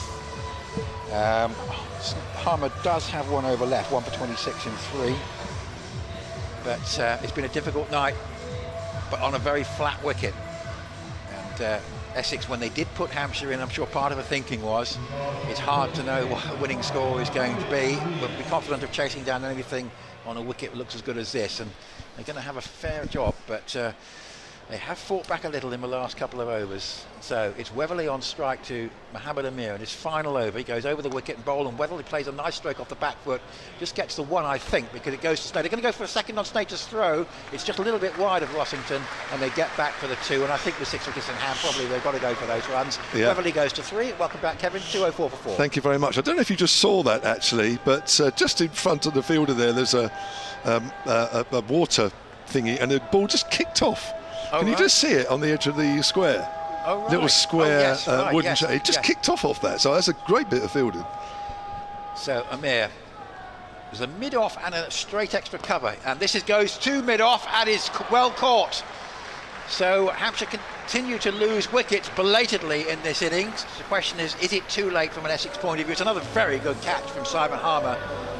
Pretty straight delivery from Amir, attempt to crash the ball down the ground from Weatherly, and it's gone to Harmer at mid-off. Harmer's catching might be a part of the equation later on if Essex do go on to manage to win this game. But it's been a useful little mini fight back, and 215 I was talking about, it could be around about there, maybe a touch more, but at one point it looked like being 235 or whatever, and probably game over. But Essex are still in there. Yeah, I mean, there's a potential star if he's not already with Brevis, but yes. You're on a bit of a hiding to nothing now because you have to keep going. You know, there's no hanging back. I mean, Hampshire scoring over 11 and over here. You know, there's no pushing for singles here. You've got to give it the full throttle, and you've got wickets in hand. You just go hammer and tongs straight away. This is Dawson's only appearance in the T20. Yes, well, it was for the next 4. Yeah, he's going to miss the next 3. That's right. Yeah. Although he will be playing here, hopefully, in one of the T20 matches. Yeah, hopefully. Very good. I hope he gets a bat. On the evidence of what we saw from the West Indies bowling in a 20-over match, he might not get too much of a chance with the bat, but we'll see.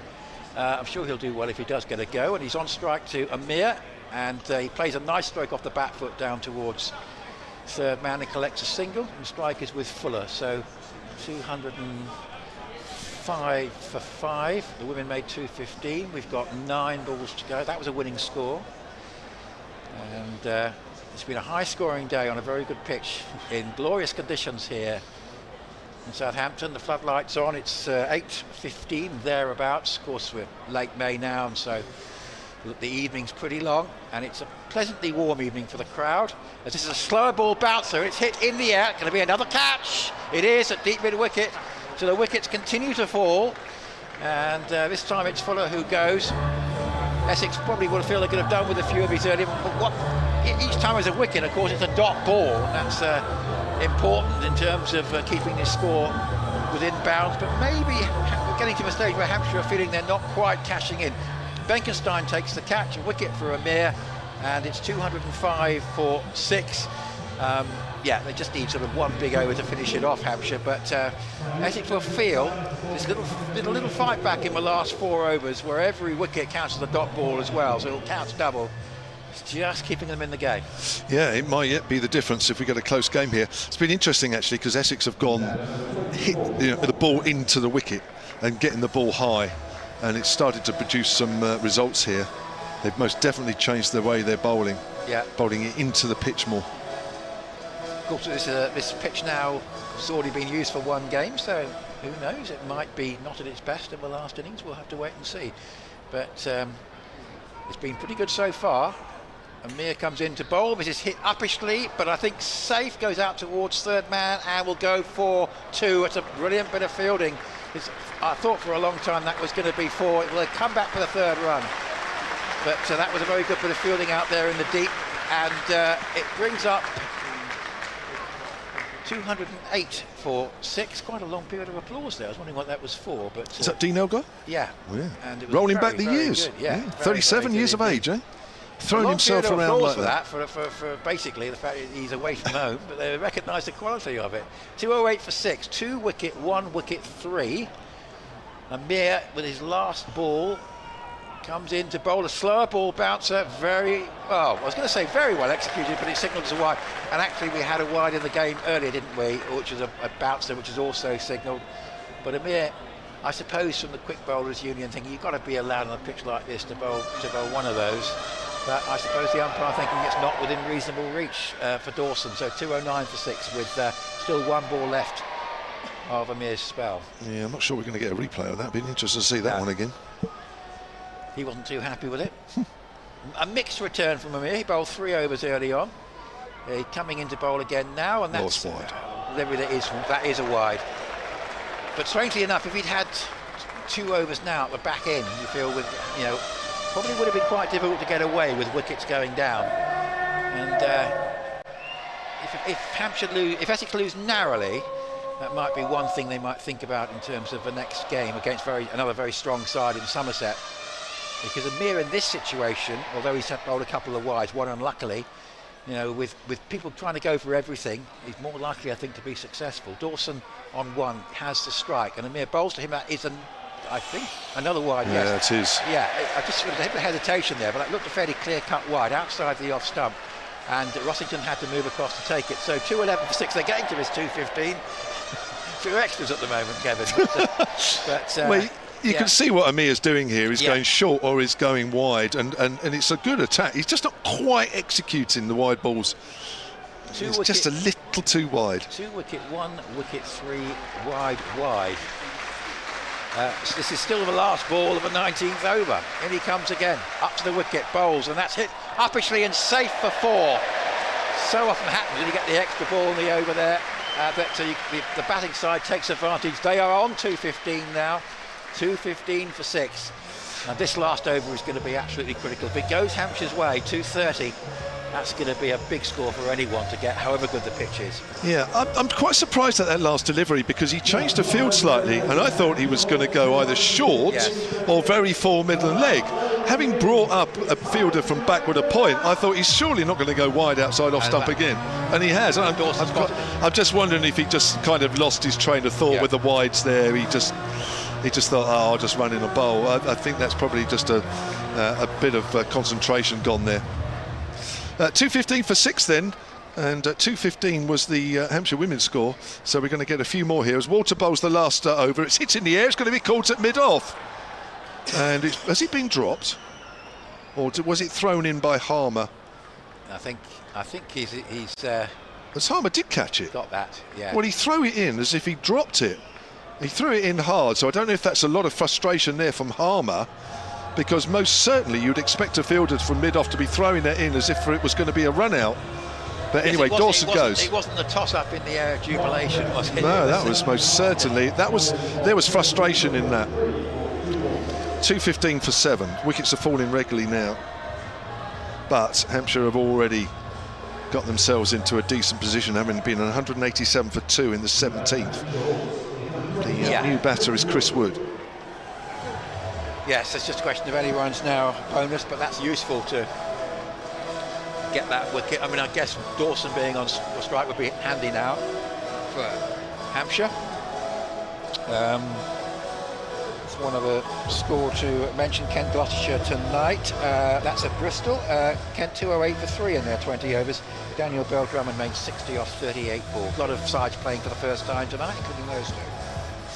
So Chris Wood coming in at number 9, only Scott Curry and John Turner to come. Will we see them? The way that wickets have been falling at the end, we might see one of them, as Paul Walter is changing the field with deep square leg going a little squarer and fine leg also going a little squarer. Walter, left arm coming round the wicket. Tall Paul as that's full, and it's worked up to mid-on by Wood. Now they'll only get a single because Wood is not running the first one that quickly. Yeah, I mean, it's been a comeback of sorts, hasn't it, for Essex, from sort of like the low point around about 15 overs when they were really in serious trouble. Interestingly, Albert was out for third ball of a 16th over with a score at 177. So they've held things together pretty well since then. It was Tom Prest that was out. If I mentioned it was Liam Dawson, apologies, because he's about to face the next delivery. Although as Walter was running in, Dawson may have seen something and just pulled out of his stance. 4 balls left, 2:16 for 7. Just having a look, there's enough players on the boundary, which means that Essex won't penalise time rate anyway. Walter Bowl, short, helped along. In fact, it was out on the leg side, off a glove of Dawson. Are they going to run 2? They are. Walter runs towards mid-wicket off his own bowling, and the batter's realised it. Yeah, I mean, there are probably always going to be 2 there because all the one-savers are actually on the other side. So Walter had to do the fielding and had to adjust after his follow-through, and that was good anticipation. It also keeps Dawson on strike, which I think is useful from the Hampshire point of view at this stage. 7 off 3, Liam Dawson. 3 balls left, 2:18 for 7. Walter in his 4th over, 2 for 44. As he comes in from the pavilion end, round the wicket once more. And bowls, short. Dawson cuts that away, high over third, 1 bounce 4. Yeah, Liam Dawson, such a dangerous player. Caused problems for Essex before, so I wish him well. As someone who thinks he should have been on probably at least the last 2 test tours of the subcontinent, Pakistan and India. It's good to see him getting some recognition from England, albeit just in the T20 format. And so I hope he does well in those 3 games. A, hope he gets a game, and then B, hope he does well, particularly here. I think his 3rd game is here. Ball eventually makes its way back to Paul Walter at the top of his mark. He's starting from just inside the 30-yard circle. So 222 for 7, 2 balls left. In comes Walter. Bowls, slower ball, hammered away, or is it? Oh, it's just over the head of Harmer at mid-off. And much to the delight of the crowd and the relief of Dawson, it goes for 4. Now this is turning into the good over for Hampshire that Essex would have been fearing after they'd strung 4 good overs together.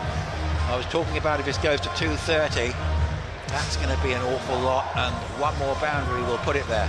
Well, now this has just become the 2nd highest ever T20 score on this ground, beating the 225 for 2 that Hampshire scored against Middlesex here back in 2006. There's only 1 other game where there was more scored. Here comes Walter. Bowls, short, hammered away by Dawson. Has he found the gap? Oh yes, he has, to finish the innings. And Hampshire will finish on 230 for 7. Only the 2nd highest score ever on this ground. We saw records fall earlier in the women's game. Well, what a pitch this is. Dawson finishes 19 not out, and Chris Wood 1 not out. We've seen an awful lot of runs today already, Nick. Well, I think of a game, sometimes talk about at Chelmsford, obviously it's a smaller ground than this, where I think something like 225, basically I think Essex batted first and Glamorgan batted past them. I think of a couple of games at Chelmsford of this sort of magnitude of score where the side batting second won, but it's pretty unusual, and I think it hasn't happened here. I mean, I'm pretty sure this is you wouldn't have found a game where a side batting second has ever knocked this off at Southampton, I would have thought. Well, no, I think you're pretty right there. So 230 for 7. The chief contributors were 68 at number 3 from Diavolt Brevis, 68 off just 32 balls with 6 sixes and 4 fours. Outshone James Vince, it has to be said, and we were marvelling at his innings opening up with 62 from 31. Toby Albert at the top, 54 from 34. They put on 97 for the first wicket, and then the wicket started to fall regularly after that. Liam Dawson with 19 not out of 6 deliveries. A couple of wickets from Mohammed Amir, 2 for 46 from 4. There was 2 for 56 from 4 overs from Paul Walter, and this is, as I say, the 2nd highest ever T20 score on this ground. We're going to take a quick break. I was thinking of a game Michael Lumb got runs against Essex here in a very big Hampshire score. We might look that one up as well, but yeah, terrific score. Should be match winning, but Essex will still believe. Join us again in less than 10 minutes. It was indeed, and again a shout out to the this crowd, because they have been incredible tonight, and plenty going on around the ground as well. Lots of food and drink on offer, and we'll keep the party going after the cricket as well, because there will be live music behind the Shane stand. I did hear about this, so that's going to be happening, so that we're going to have like a live disco thing post-match. Are you up for it? Yeah, I'm up for it. If we're talking karaoke, what is your karaoke song? Bear in mind you said Olives on Pizza earlier. Yeah, I know. I'll try and redeem myself now. I'm thinking Simply the Best, Tina Turner. Oh, good. I think that's all right. Okay, I think that's good. We're happy to accept you to go for that. 500 miles from the Proclaimers for me. Oh, love it. All right, we should probably get out of here because Hampshire are warming up. So yeah, we'll have the run chase coming very shortly. 2-3-1 to win for Essex.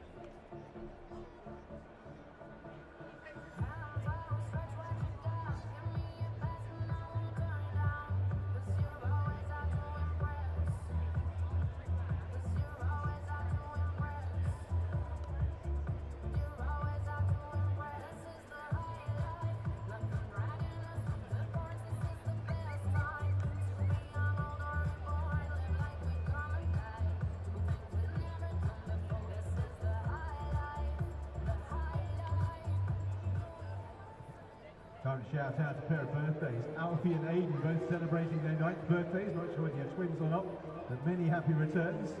Delighted you've chosen to spend your special day with us here at Utilita Bowl.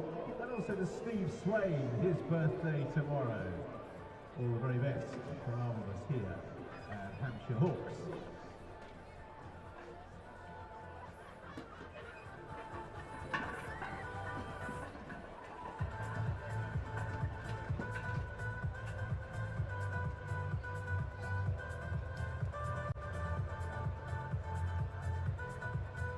Welcome back onto the field to umpires Ian Blackwell and James Treadwell.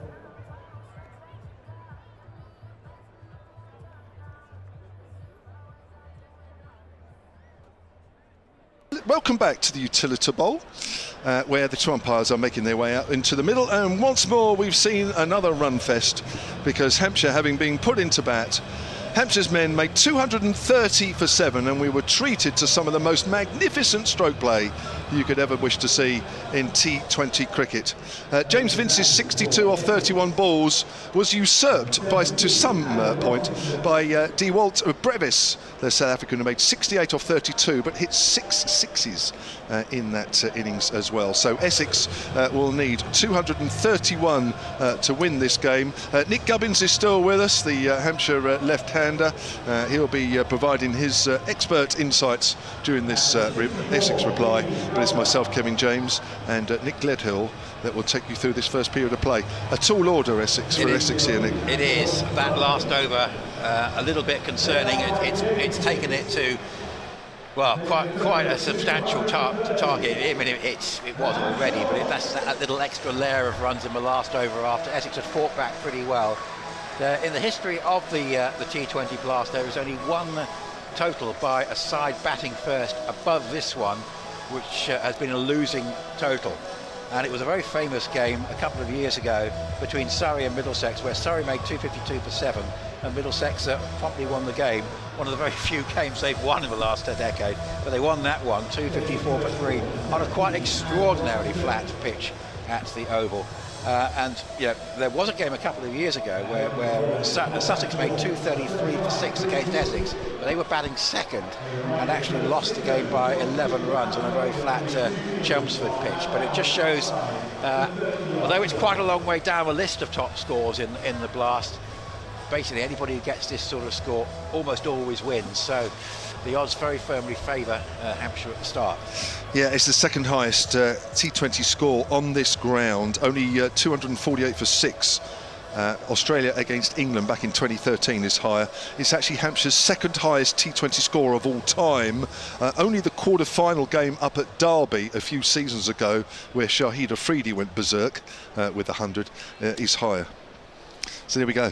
Yeah, I mean, there aren't that many, are there, that are going to be higher than that one. Chris Wood, bit of an evergreen, bowls a ball on the pads of Adam Rottington, and it's sent down to long leg for a single. Rottington might feel he's missed out a bit there, but at least he's got the Essex account up and running. It was sort of in the slot for him, but he's got a run. He's on a white ball T20 contract for Essex this season.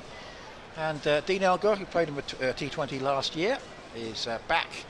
But in a situation which you feel it's going to be interesting to see how he plays, because obviously it's not his natural game to score at this sort of rate, so he's going to have to find a way of keeping the scoreboard rotating. But if he gets the bad ball, he's more than capable of putting away. A slip and 4 saving one on the offside, and one on the leg side who's in play now. Vince! Oh, he's gone! Stubbs out! Goodness me! The only man on the leg side has run out. Dean Elgar, first ball.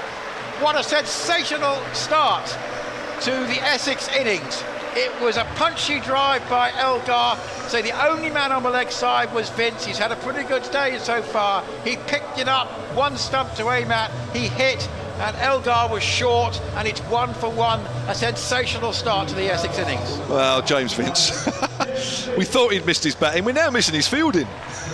It's unbelievable. It is a night where a lot of things are going right for Hampshire, that's to be sure, but even so, magnificent bit of fielding. It's quite interesting, you were saying about Dean Elgar. I mean, listen, it's not great that he's been run out for no score at all, but his strike rate is only 113 career. You know, that isn't going to win Essex the game. You know, your Peppers, your Critchleys, you know, your Adam Rossingtons, your Paul Waters, that all strike, you know, high. I mean, they're the guys that are going to win you the game. They might have thought about changing the batting order given the total, but obviously Elgar out first ball, and here is now Wood bowling, and this is just flicked round the corner by Pepper, coming in at number 3, down to long leg. The only thing you would say from an Essex point of view is that with you know, Pepper having a slightly better strike rate than, in fact it was Rossington who played that, because of course they changed ends with the run out. So Rossington getting a second run, Pepper yet to take strike. Yeah, I mean, the only thing you would say is that Pepper probably more suited, his natural game is more suited to this sort of target, so the sooner he gets in, the better. But that's looking at it from an optimistic point of view. So 2 singles for Rossington, the run out for Elgar, and now it is Pepper on strike to Wood, and he plays this up towards mid-off. And there is Vince. No run out this time, but what a game he's had, coming back into the Essex side on a T20 contract this season. Almost as if he feels freed up the way he played. It was absolutely brilliant, and he made 62 from 31 balls, and of course Brevis 68 from 32. But you know, there's nothing but choose really between the 2 innings. They're both absolutely sensational. They were. Here's Wood, and somehow Essex have got to try and replicate that. 5 saving 1 on the offside. This is just thudding into the pads. A little bit of movement there for Wood, thudding into the pads of Pepper. But well, what a start! Elgar run out to the first ball he faced, in between a couple of singles for Rossington. And now Michael Pepper on strike. Chris Wood, the 4th highest wicket taker in T20 Blast history with 191.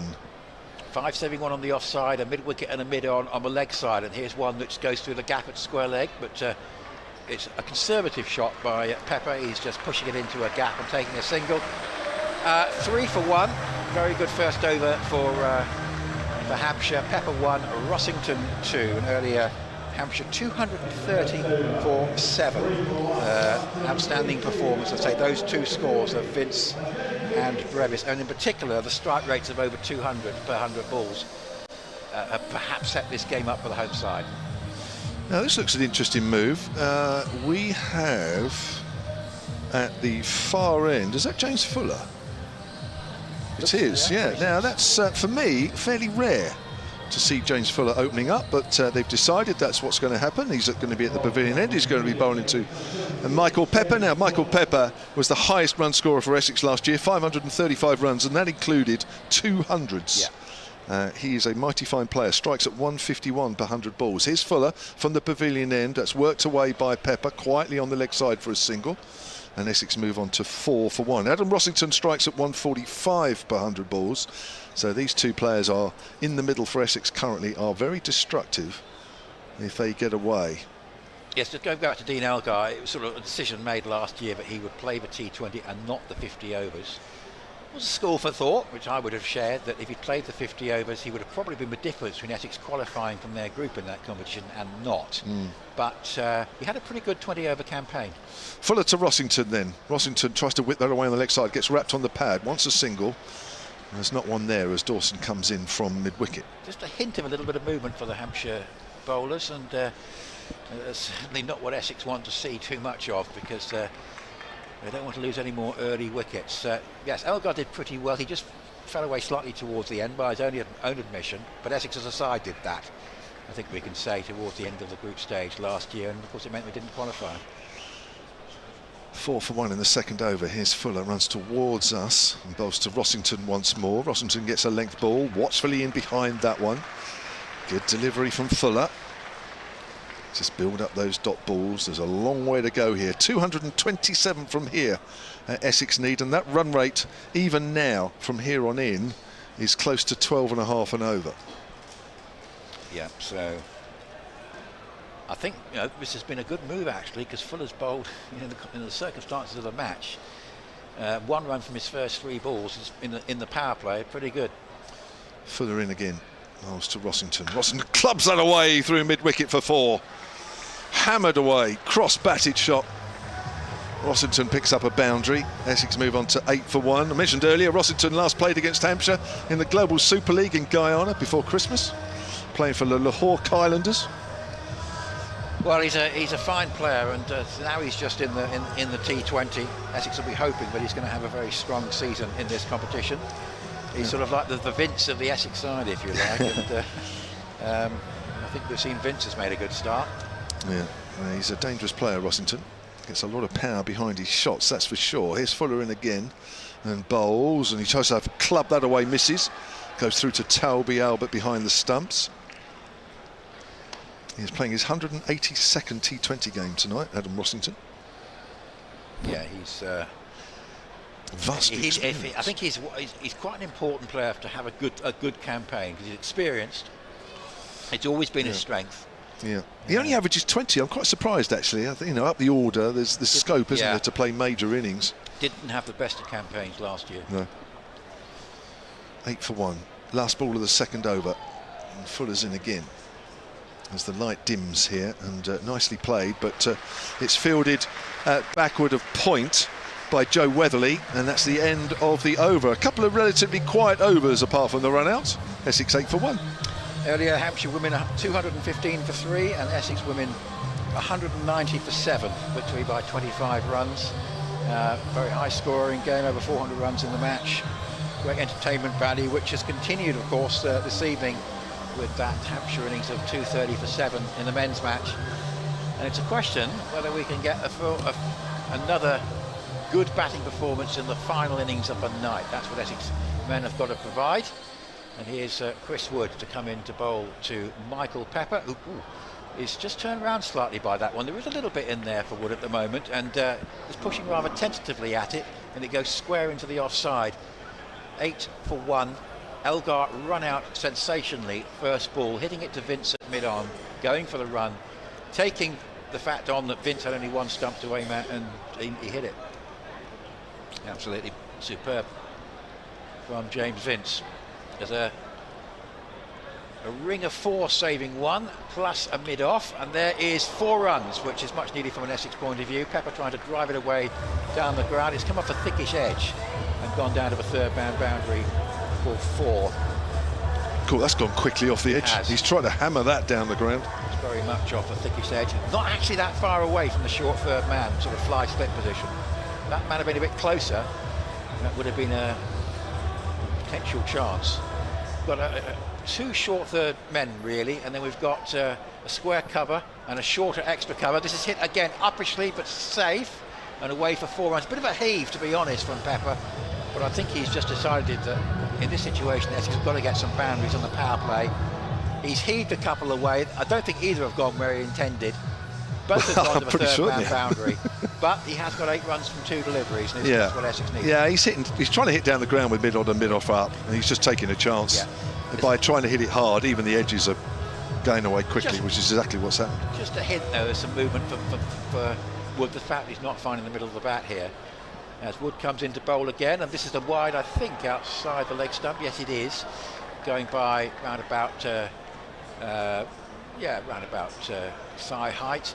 So a ring of 1 sabres on the offside. So more or less 2 short third men, or a short third man and a backward point, and a cover, an extra cover, a mid-off, a mid-on, a mid-wicket with a deep square leg on the boundary, and there's also a fine leg on the boundary.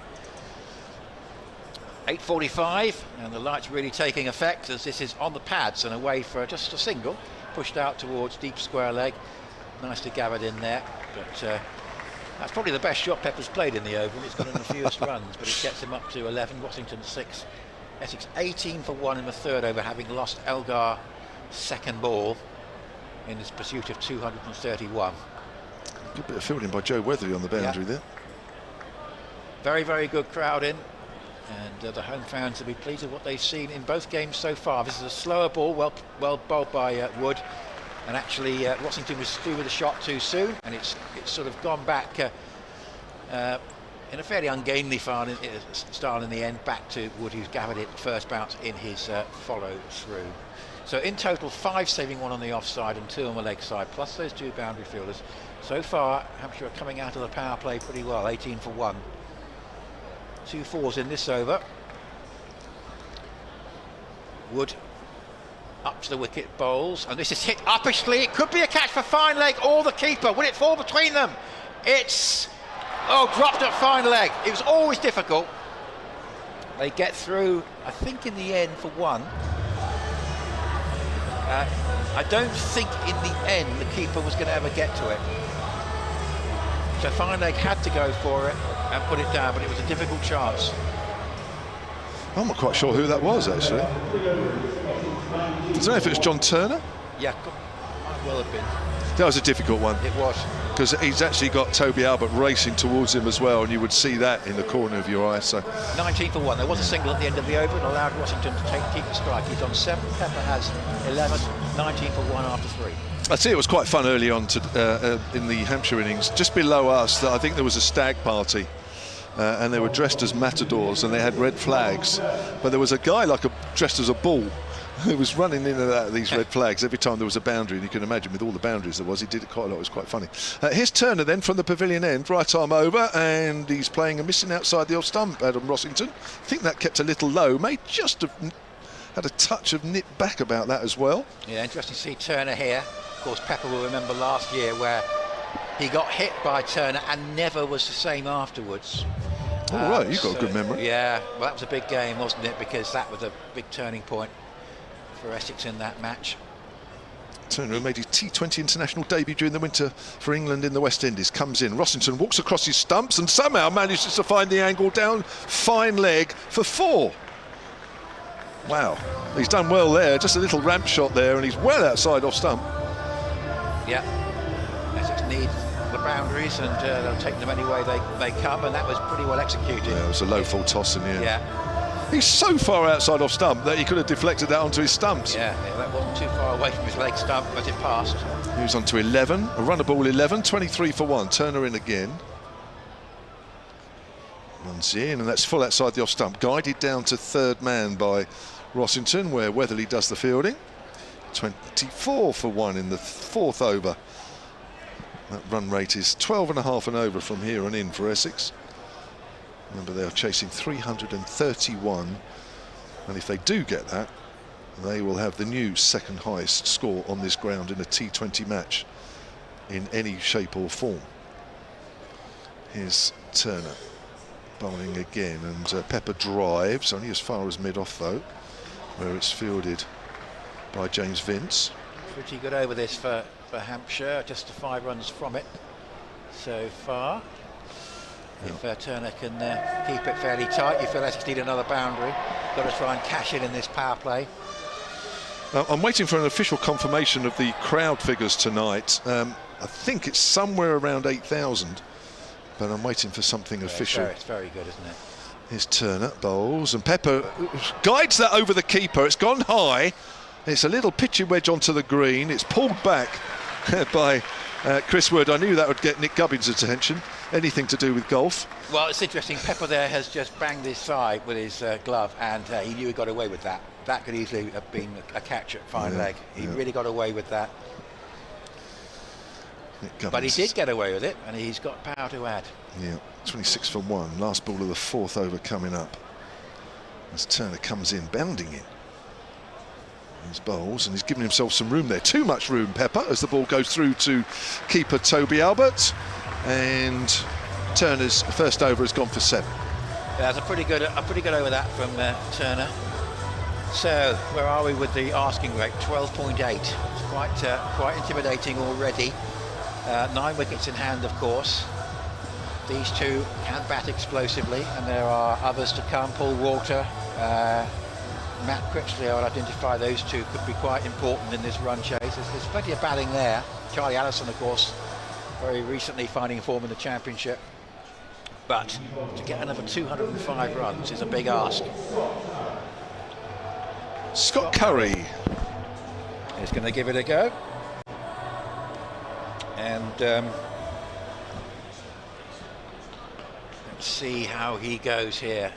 Coming in from this hotel end, he's running away from us. He comes into bowl, and that's hit uppishly but safe between mid-wicket and mid-on for 4.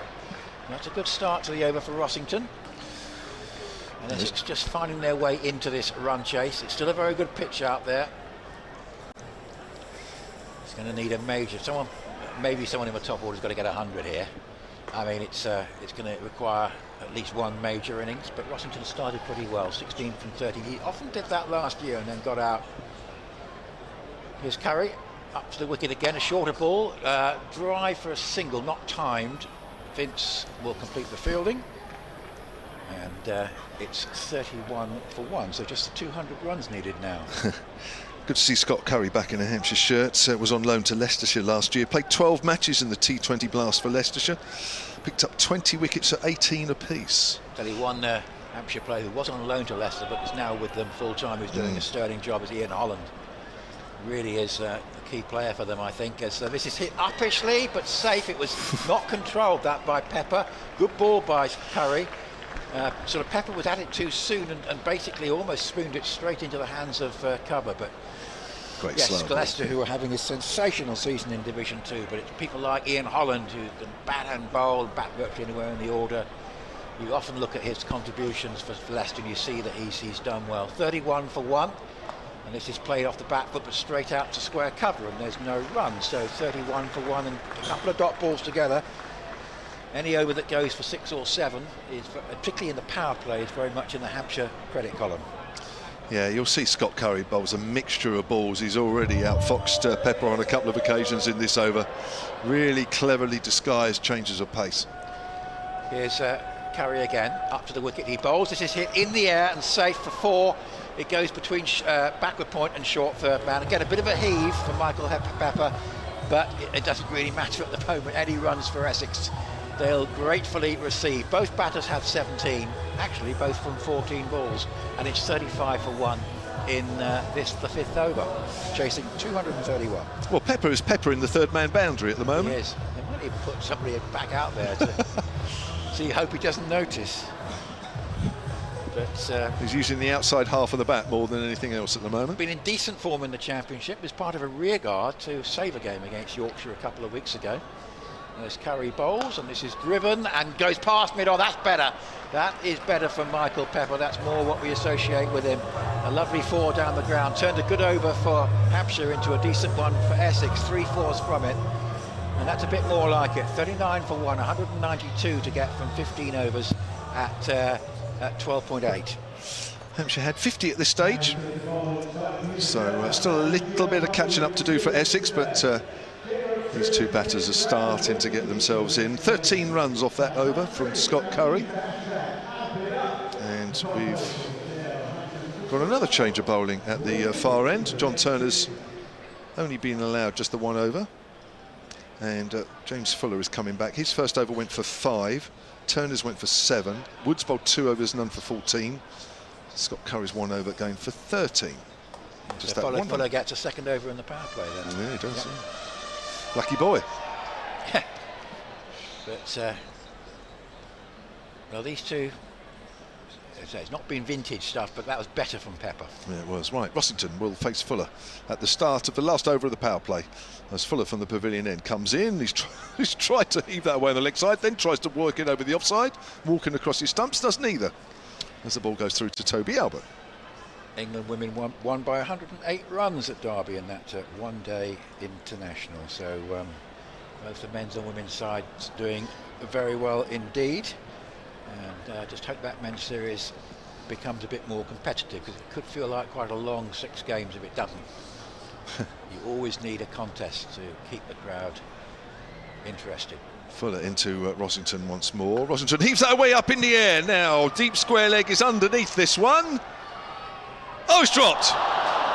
Oh, that's Tom Prest. Well, and if I'm honest, I'd like to say that's the first one that Tom Prest has dropped this year, but if I'm honest, it numbers a few now. Should have taken it, and I think I'm right in saying, Kevin, at the weekend that John Simpson was dropped first ball, and it didn't seem. No, that was a wrong report. I don't know where that came from. Yeah, because if he was, you could tell. That wasn't, but that's not true, because obviously at the time Hampshire were taking a lot of wickets, but obviously they got Simpson out quickly. It would have made a big difference. Yeah, but no, they had. But the basic point is they dropped a lot of catches in the Championship. Yeah, I don't know who that report was from, but that was actually wrong. Interesting. Gives yourself some room. Tries to heave that away, misses it, goes through to Scott Curry, Yeah, Pepper's it was 21 in from the 16. quick info report of the day, and I thought, goodness me, that's not a good man to drop. But if he was never dropped, then it didn't matter. Well, he wasn't first ball. No. And I think Nick Gubbins will confirm that. No. No, he wasn't. See, there we are. There you go. Now, there's one It's that was complete right made there. up. But So there we are. There's yeah. an example of how not to read too much into reports Well, there of you people go. that are there and supposedly watching the game all day. Because we called it from up here. We never said it, Carrie. No. Anyway, there we go. They 40 should for have 1. called that. Should have called that. Yeah, should have done, yeah. But maybe it came out of the floodlight a little bit. It's heaving that away. Doesn't really time it, Pepper. Goes out to deep square leg. Press comes round. Does well, keeps it down to 1. Essex move on to 41 for 1 in the 6th, needing another 190 from here. Yeah. Essex will be grateful of that reprieve. They certainly didn't want to lose another wicket at that point. I think the sense is that Hampshire are creating sort of half chances or plays and misses, and will feel that there's a wicket around the corner because they know that Essex have really got to take chances. Sun beginning to set away to our right on the horizon as Fuller comes in, and it's chipped away high over mid-on, or is it? No, I think it's going to be caught at mid-on, and he's gone. Liam Dawson running backwards at mid-on, takes a good catch. Rossington goes for 18. Essex 41 for 2. I did rather talk Rossington out there, Kevin, but I think it was a fair point to make, because I just get the impression in these first few overs there's been a bit more happening for the bowlers than there was in the first innings of the match, and that, half chances and miscues, all those ones that Pepper have been putting over short third man, eventually luck might run out a little bit, and it did for Rossington there. Rossington had a bit of a tale of his season last year where he made starts but never sort of very rarely converted them. Paul Walter has been in tremendous championship form. Given the role as an opener, which he briefly did, you might remember back in the short COVID season, we saw him at Arundel batting with Alistair Cook. He's now sort of become like a full-time opener with Dean Elgar. Had a bit of an injury, and he was desperately missed by Essex when he was away. Came back and made a critical 100, second innings 100 at the Oval. So he's a man in form, and he's got to translate that form into a T20. Yeah, and he's a good player in this form as well, isn't he? Strike rates at 140. Yeah, he's pretty handy. He's so versatile now, Paul Walter. 31 years of age. Here's Fuller into the tall left-hander. Bowls, and nice, neatly played up to mid-off, but there's no run. End of the over. Fuller, good figures. 2 overs, 1 for 7. Thank you, Nick. Another Nick's coming in alongside him, Nick Gubbins. 41 for 2 then. That's the power play over. And Hampshire at the power play stage was 68 without loss. Welcome back, Nick. Yeah, that was much more of a Utilita Bowl power play. 41 for 2 through 6 overs. The ball nipping around a bit up top with Chris Wood, James Fuller and John Turner. And a couple of wickets as well for Hampshire. So they'll be really happy with their work so far. Certainly will. John Turner is switching ends now. He's going to be at our commentary end, the hotel end. He bowled quickly in that first over, I thought. Didn't he? Ran in, didn't he? Got the old knees up, didn't he? There he is, pumping again. He is, isn't he? He's coming. Looks a lot more confident now as that's worked away on the onside by Pepper for a single. Moves on to 23 from just 18 deliveries. I talk about the hotel end. We actually, before the start of the women's game, we had a man up a ladder in here. I thought he was up getting a pigeon. But it turned out he was playing about with a box that's just above us, which apparently works the lights for the hotel sign, because apparently only the N in Hilton was lit up. So he's now turned off the whole box and said, I'm coming back next week to fix it. So other hotel chains available, of course, but that's a nice little story. As Walter drives slightly uppishly, but safe, and that goes out to deep point. 43 for 2. Somebody else enjoyed that. That's good. And we're in the 7th over. Yeah, Paul Walters picked the hardest job in cricket. Bat 4 in the T20 side against the white ball, and open up against the red ball. So yeah, most guys go the other way and they open up against the white ball and hide against the red ball. So that's great to see him picking the harder jobs. That's right, he's out in the open. Here comes Turner again. Pepper goes for a huge heave and misses. Good carry through to Toby Albert. He's not leaving anything out there, is Michael Pepper. He's not, is he? He's nearly swung himself off his feet a few times. He does give that bat a good swing. And yeah, obviously Essex now requiring near enough 14 and over. it's getting to the point where these balls need to start going for 4 or 6. Yeah, you can't be just pushing it for singles here and there, although you'll have to do that as well. He pulls that away on the onside. That's 6. Over fine leg, using the pace of John Turner. A slight hint of a top edge, but that ball sailed over the boundary. It's gone in about 2 rows back. Yeah, right on cue, and the coolest of dodges from the security guard down there. If we see on a replay here, just duck the bounce. There was one for the over here. If you look, here you go. Eyes on the ball. Oh, good. I didn't think they were allowed to watch the game. Those guys sitting in the chair, they had to have their back to the game. I think it's they? A safety. Yeah. I think I'd be going straight to HR if that was the case, especially when Brevis is batting. Yes, true, yes. A health warning. Pepper drives in the air, wide of mid-on. It won't quite go all the way. It's picked up just on the boundary by Brevis, and they'll pick up 2. They're 50 up for Essex in the 7th over. Remember, they are chasing that huge total of 230 for 7. This Essex innings reminds me of slightly of a boxer on the ropes, kind of swinging from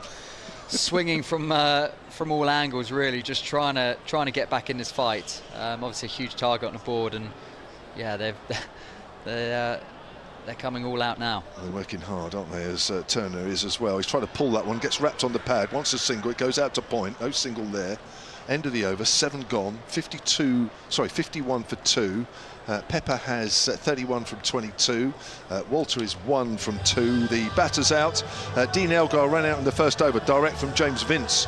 Direct hit from James Vince for no score, and Adam Rossington caught by Dawson off Fullett for 18. Those are the 2 wickets to fall so far. They were taken at 1 and 41. And I think you're right. It just feels as though the Essex haven't really quite got momentum in their innings yet. No, it's incredibly tough when you're chasing a total of 230. I mean, Hampshire wouldn't have set out to achieve such a target, and once you get on a wave, you ride with it. So yeah, really hard for these Essex batters, and yeah, they haven't really got an option other than to swing, really. It's very hard to do that cultured. We did see a bit of culture hitting earlier from Hampshire, which was pure class from Brevis and Vince particularly. As Benny Howe comes into the attack now with his box of tricks, and I won't describe every single ball that he bowls because I'm not sure I quite know which is which. Yeah, generally they come down with a bit of spin either way on them at different paces, but good to see him back in a Hampshire shirt and into the attack. Yeah, he gets his fingers in different areas behind the ball that nobody else can. As Benny Howe's in and it's pushed up towards long on by Paul Walter, the informed Paul Walter actually at the moment. There's just kept a single down there. It's good work from the boundary men. Yes, he's. I did listen to something. He gave an interview to the BBC and was going through these range of balls. And to be honest, I got bored after about ball different number 13 or something, or 14. I think a lot of it's propaganda as well, just to keep the batsman guessing. I mean, how many balls can you bowl? How many knuckle balls? You've only got 5 knuckles. How many have you got? He came out with some beauty of a names, I know that. And he's in. Benny Howe's in again. It's good deliver on the batsman's pads, clipped away to deep mid wicket, and it just doesn't seem as if they're reaching the boundary as often as Hampshire did. It's those boundaries that really hurt you in the middle overs. They're actually really hard to come by with 5 men in the deep. Yeah, Pepper's only hit 4, although 3 of those were off an edge down to third. Benny's into Walter. It's in the air to cover, or it's a diving effort from James Vince at cover. Would have been an absolute spectacular catch, and judging by his evening so far, you would have thought he may have taken that. He's human. It looked a tough chance. Yeah. It's hard to think he might come on and open the bowling at some point, but yeah, 60 in a run out will be enough for him at this stage. Looked a tough chance, that.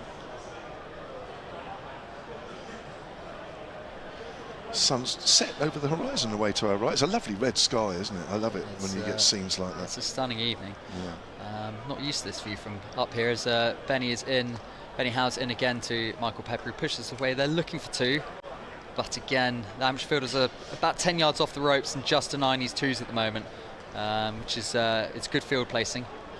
There we go, right on cue there, Kev. It's beautiful in the background. It is, isn't it? Yeah, have you not seen the red sky over there previously? I'm usually tucked up in bed. Oh, of course you are, yeah. T20 nights. Getting ready for another day in the office.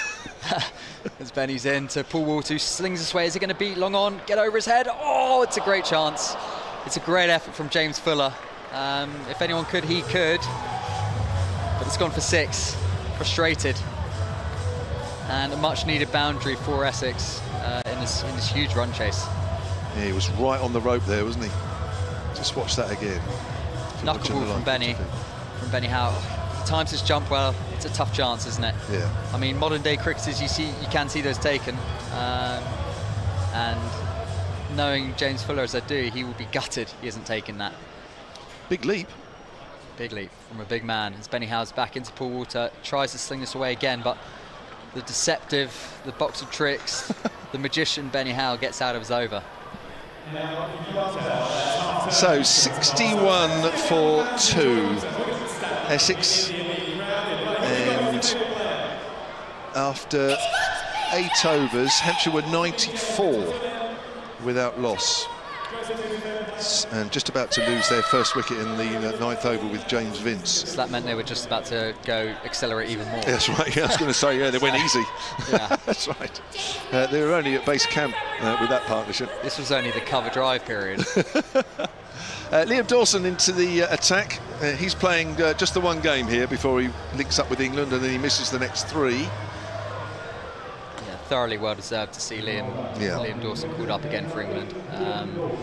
Yeah, surprised it's only a T20, but yeah, hopefully more comes his way. So, well, hopefully one of those games he'll play here for England as he comes around the wicket. That's worked on the onside by Pepper, but there's only a single. Pepper moves on to 34 and Essex on to 62 for 2, needing another 169. Looking at from here, modern day matchups, that's what they talk about, these guys. You'd expect Paul Walter to have a good crack at Liam here as a left-hander with the ball spinning into him. But funnily enough, actually, Liam Dawson enjoys bowling to left-handers just as much as right-handers, which is quite unusual. That's good. But he's a wily old character, and he won't back down from this battle. Well, Walter's got the big boundary to his leg side. If he takes on Dawson, who's coming round the wicket, bowls, that's cut away out to deep point. There'll only be a single. Out there is Benny Howe. 63 for 2 now, Essex, and Walter's moved on to 10. I'm surprised Walter only averages 19 in T20 cricket. Yeah, he has a good strike rate, as I mentioned, but he would have batted all around the order, wouldn't he? He would come in at the end of the innings, so almost needs to take his average out of it. Yeah, true. Really. It's the strike rate which is the dangerous part. 140. Here's a man who strikes far more than that. Pepper. It's gone quietly up towards mid-on. Pepper's gone into a quiet phase here. He's given up the trying to thrash it down the ground and getting an edge. He moves on to 35. And Essex on to 64 for 2 in the 9th over, halfway through the 9th. The run rate required from here is 14.5. Down the wicket comes Walter, doesn't time it. Pass to dive in mid-wicket, goes out to Scott Curry at mid-on. I think being quite an unusually big ground, often away teams or away batters do come here and struggle to find the boundaries because they're used to having a short side or a short boundary that they can target at home. Actually, you look around here and there's no obvious boundary target. There's not, is it? Even when we show the short boundary side to the west, it's still fairly big. That's cut away by Pepper, slightly short this time from Dawson, but he's got the field covered again out at deep point where Tom Prest is fielded. 66 for 2 Essex in the 9th. It's a very Liam Dawson over so far, 5 singles from it. You'd expect him to get out of the over with his experience, but yeah, I'm sure there's a chance I put a commentator's curse on it. Having a chat with James Vince, how he's missed those chats when he's been bowling, and either telling James Vince what he wants or James Vince saying, well, I'm not sure. Not sure James Vince has missed that.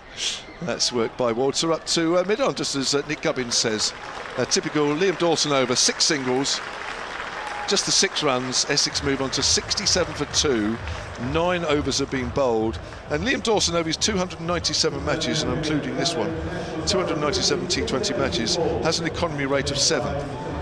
Yeah, that's so pretty much on form, that one. As you saw from that over, didn't give the batters any air. Knew that both Walter and Pepper are now coming as hard as they can, so is not even risking giving it any air. It's into the surface, or it's a Yorker from Liam Dawson. So a smart, wily operator, knows exactly what he's doing, and yeah, England will see the fruits of his labour in a week or so. I'm surprised he wasn't in the 50 over squad as well. Yeah, I was, if I'm honest, let alone the test matches. He's been one of the better spinners, probably the best spinner in the country over the last 2 years, but there we are. As Benny Howe comes in again, this change of pace, it's launched over long off. Now that is a big strike. We've seen some big ones tonight, but I think that's as big as any of them really. Big tall pull has launched one straight over the dugouts for 6 into the pavilion. That's a big hit. Yes, that does rival Brevis' shot square earlier tonight. Yeah, it was a really nice swing. I think sometimes tonight the Essex players, and obviously some of the Hampshire guys that came on later in the innings, they almost tried to overhit. That was a really clean, pure strike. Nice swing of the bat. As Benny drives the ball and comes in again. Looked more like an off spinner that time, trying to spin it away from left-hander. It's worked away to long on for a single. A good comeback there from Benny Howe. Looks like there's a bit of dew out there. Benny Howe's rubbing the ball, almost every ball now, with the towel.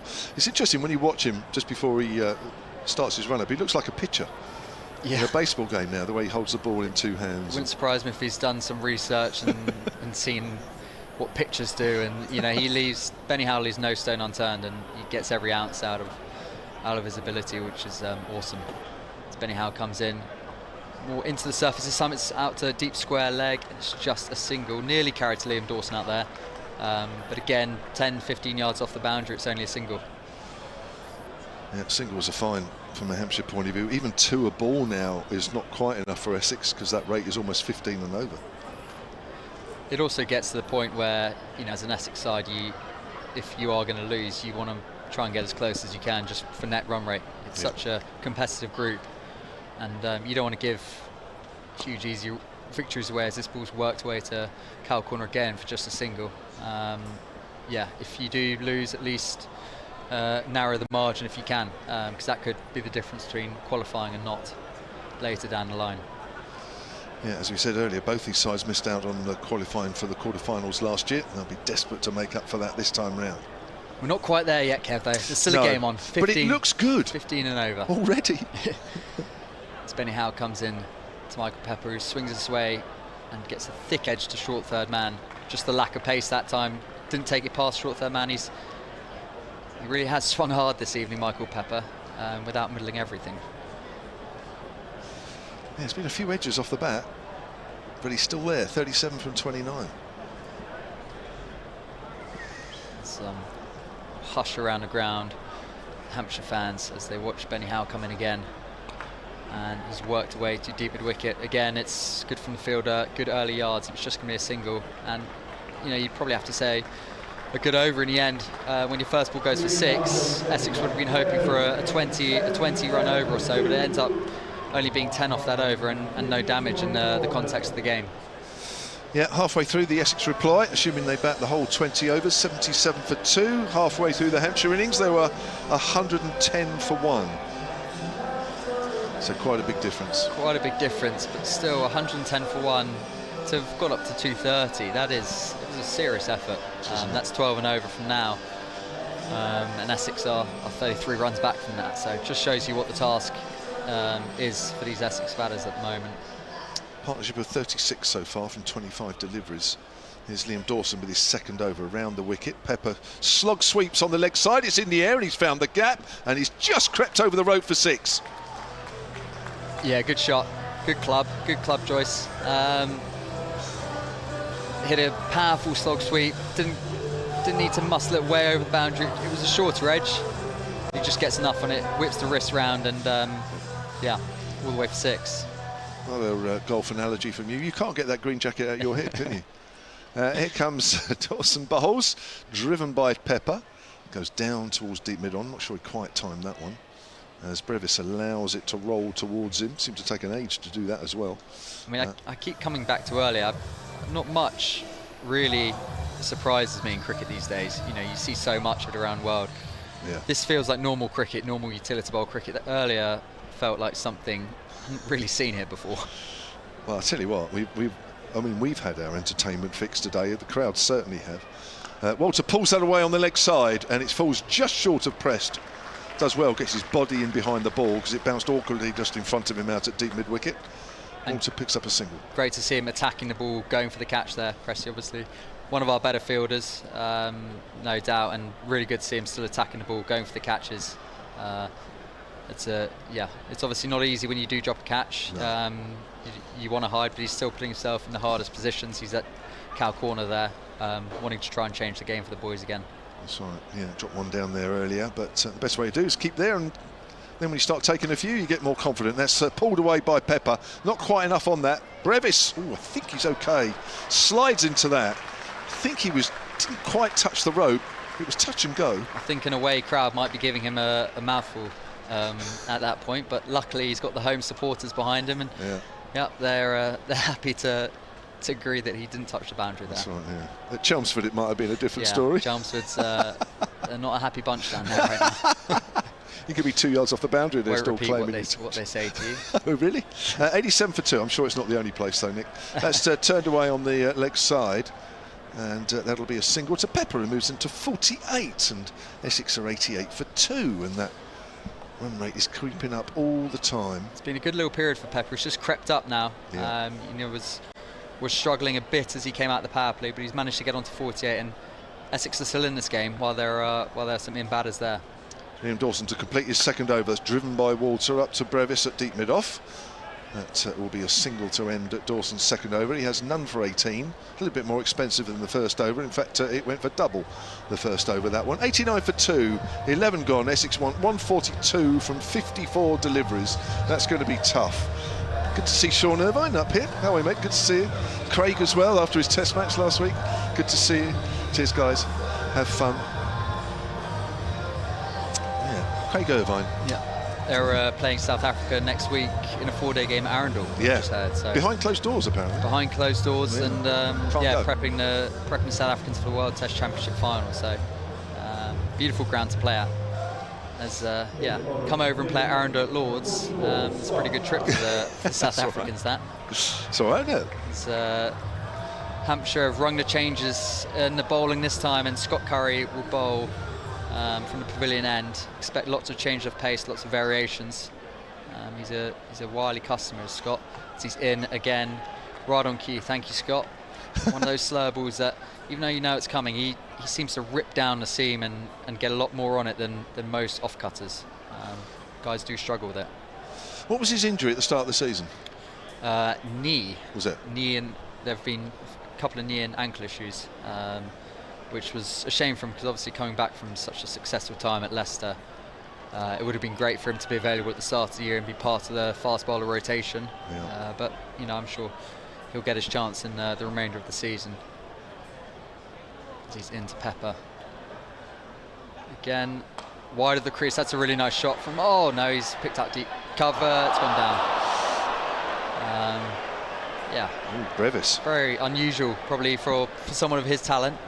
I have to say, not making excuses, but the lights here are particularly difficult at this ground. They're probably the worst on the circuit. I don't think they've been changed since the ground was built in, whenever it was, Kev, you can tell me that, 2000. First game here, 2001. Yeah, 2001.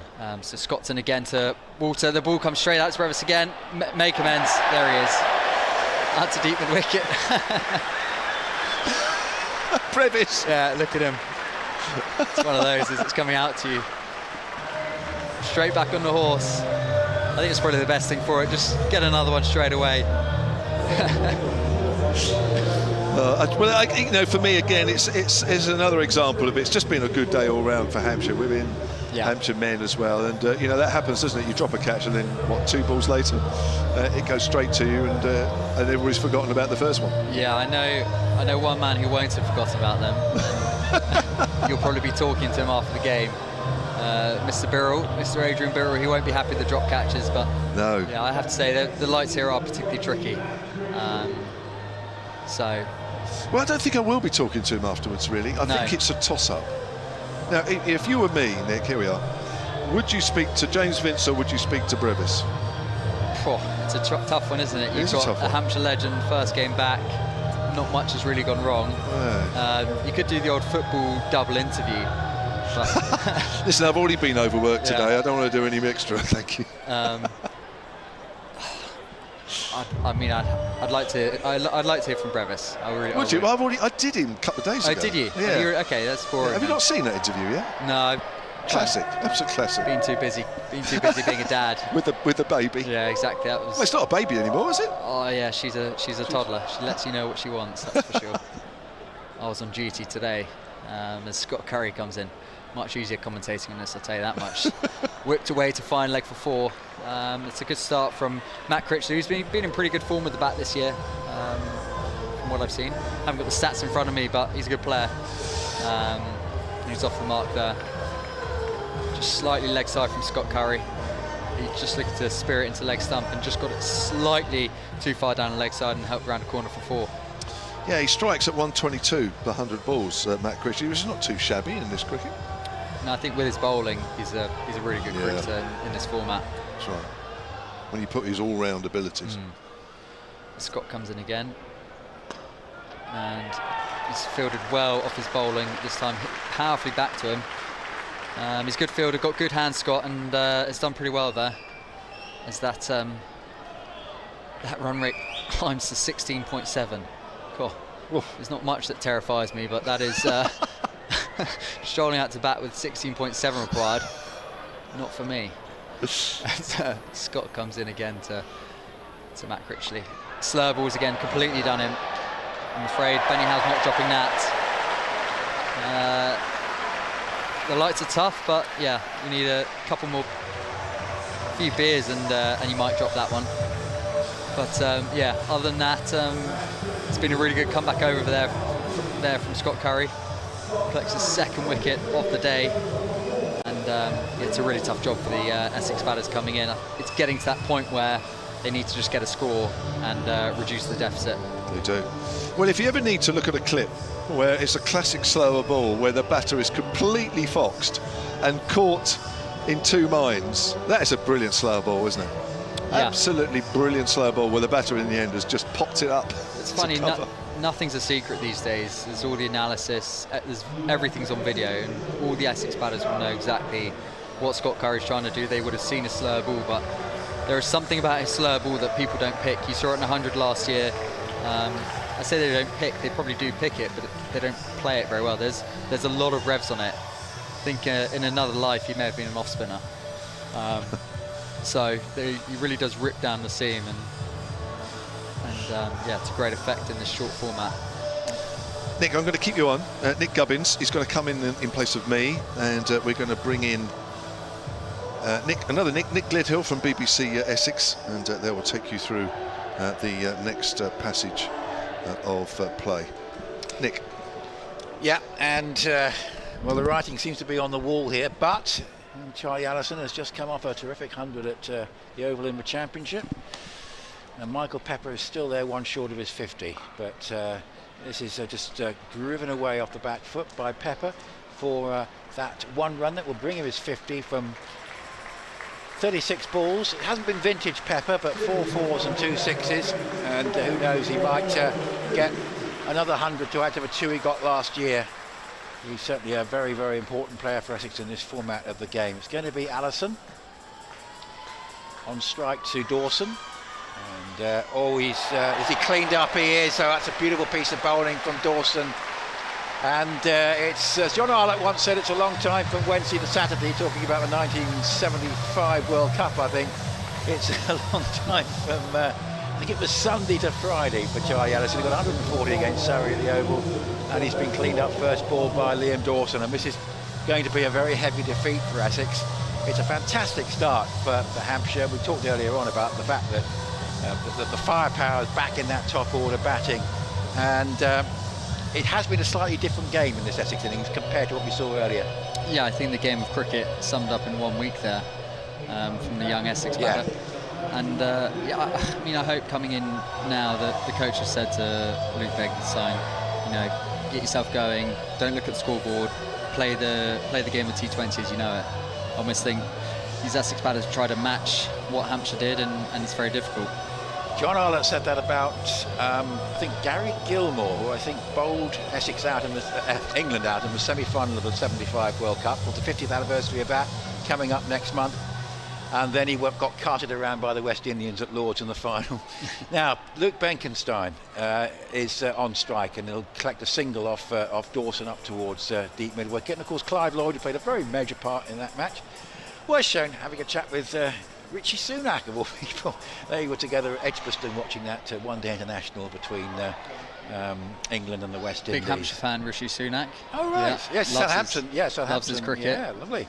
Big Hampshire fan. So, yeah, didn't know his allegiance to Hampshire. I knew about the Southampton for the football. 97 for 5. Here's a sweep, and this goes out towards deep square leg. I take the point you made earlier that Essex now are not going to win this game. They've just got to make sure that they don't lose too heavily, because it's such a competitive group.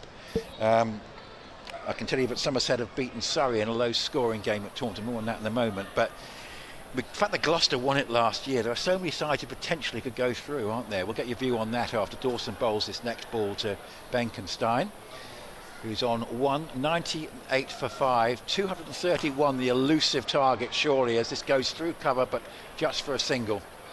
And what I would say about Essex, there were 2 overs where the first ball went for Hampshire, rather. 2 overs where the first ball went for 6, and in both cases, I think it was Howell and Dawson, if I remember, they dragged it back, and the over wasn't a disaster. There were only singles mainly from there, and that's been the difference. Yeah, generally batters do target the start of the over because it really does put the bowler under pressure. But 2 experienced campaigners from Dawson and Howell were able to draw on all of that experience and kind of rescue those overs. So Pepper fighting a lone cause on 51, 99 for 5. We're in the 13th over, and Dawson goes round the wicket and bowls, and that's lofted away. There should be another catch going up towards long off. Curry is there, takes it, and 99 for 6, and Essex falling in a heap, and that's the end of Pepper for 51. My word, this is going to be a very, very heavy defeat. I was saying, and I think with some justification, the games from the 2 sides here tend to be very close, whereas the ones at Chelmsford, one side dominates. Not always Essex, sometimes it's Hampshire, but this is going against the grain here. This is going to be a thumping Hampshire win. Essex are 99 for 5, Pepper's gone for 51. Yeah, start the car, it's absolute curtains here. 132 needed from 43.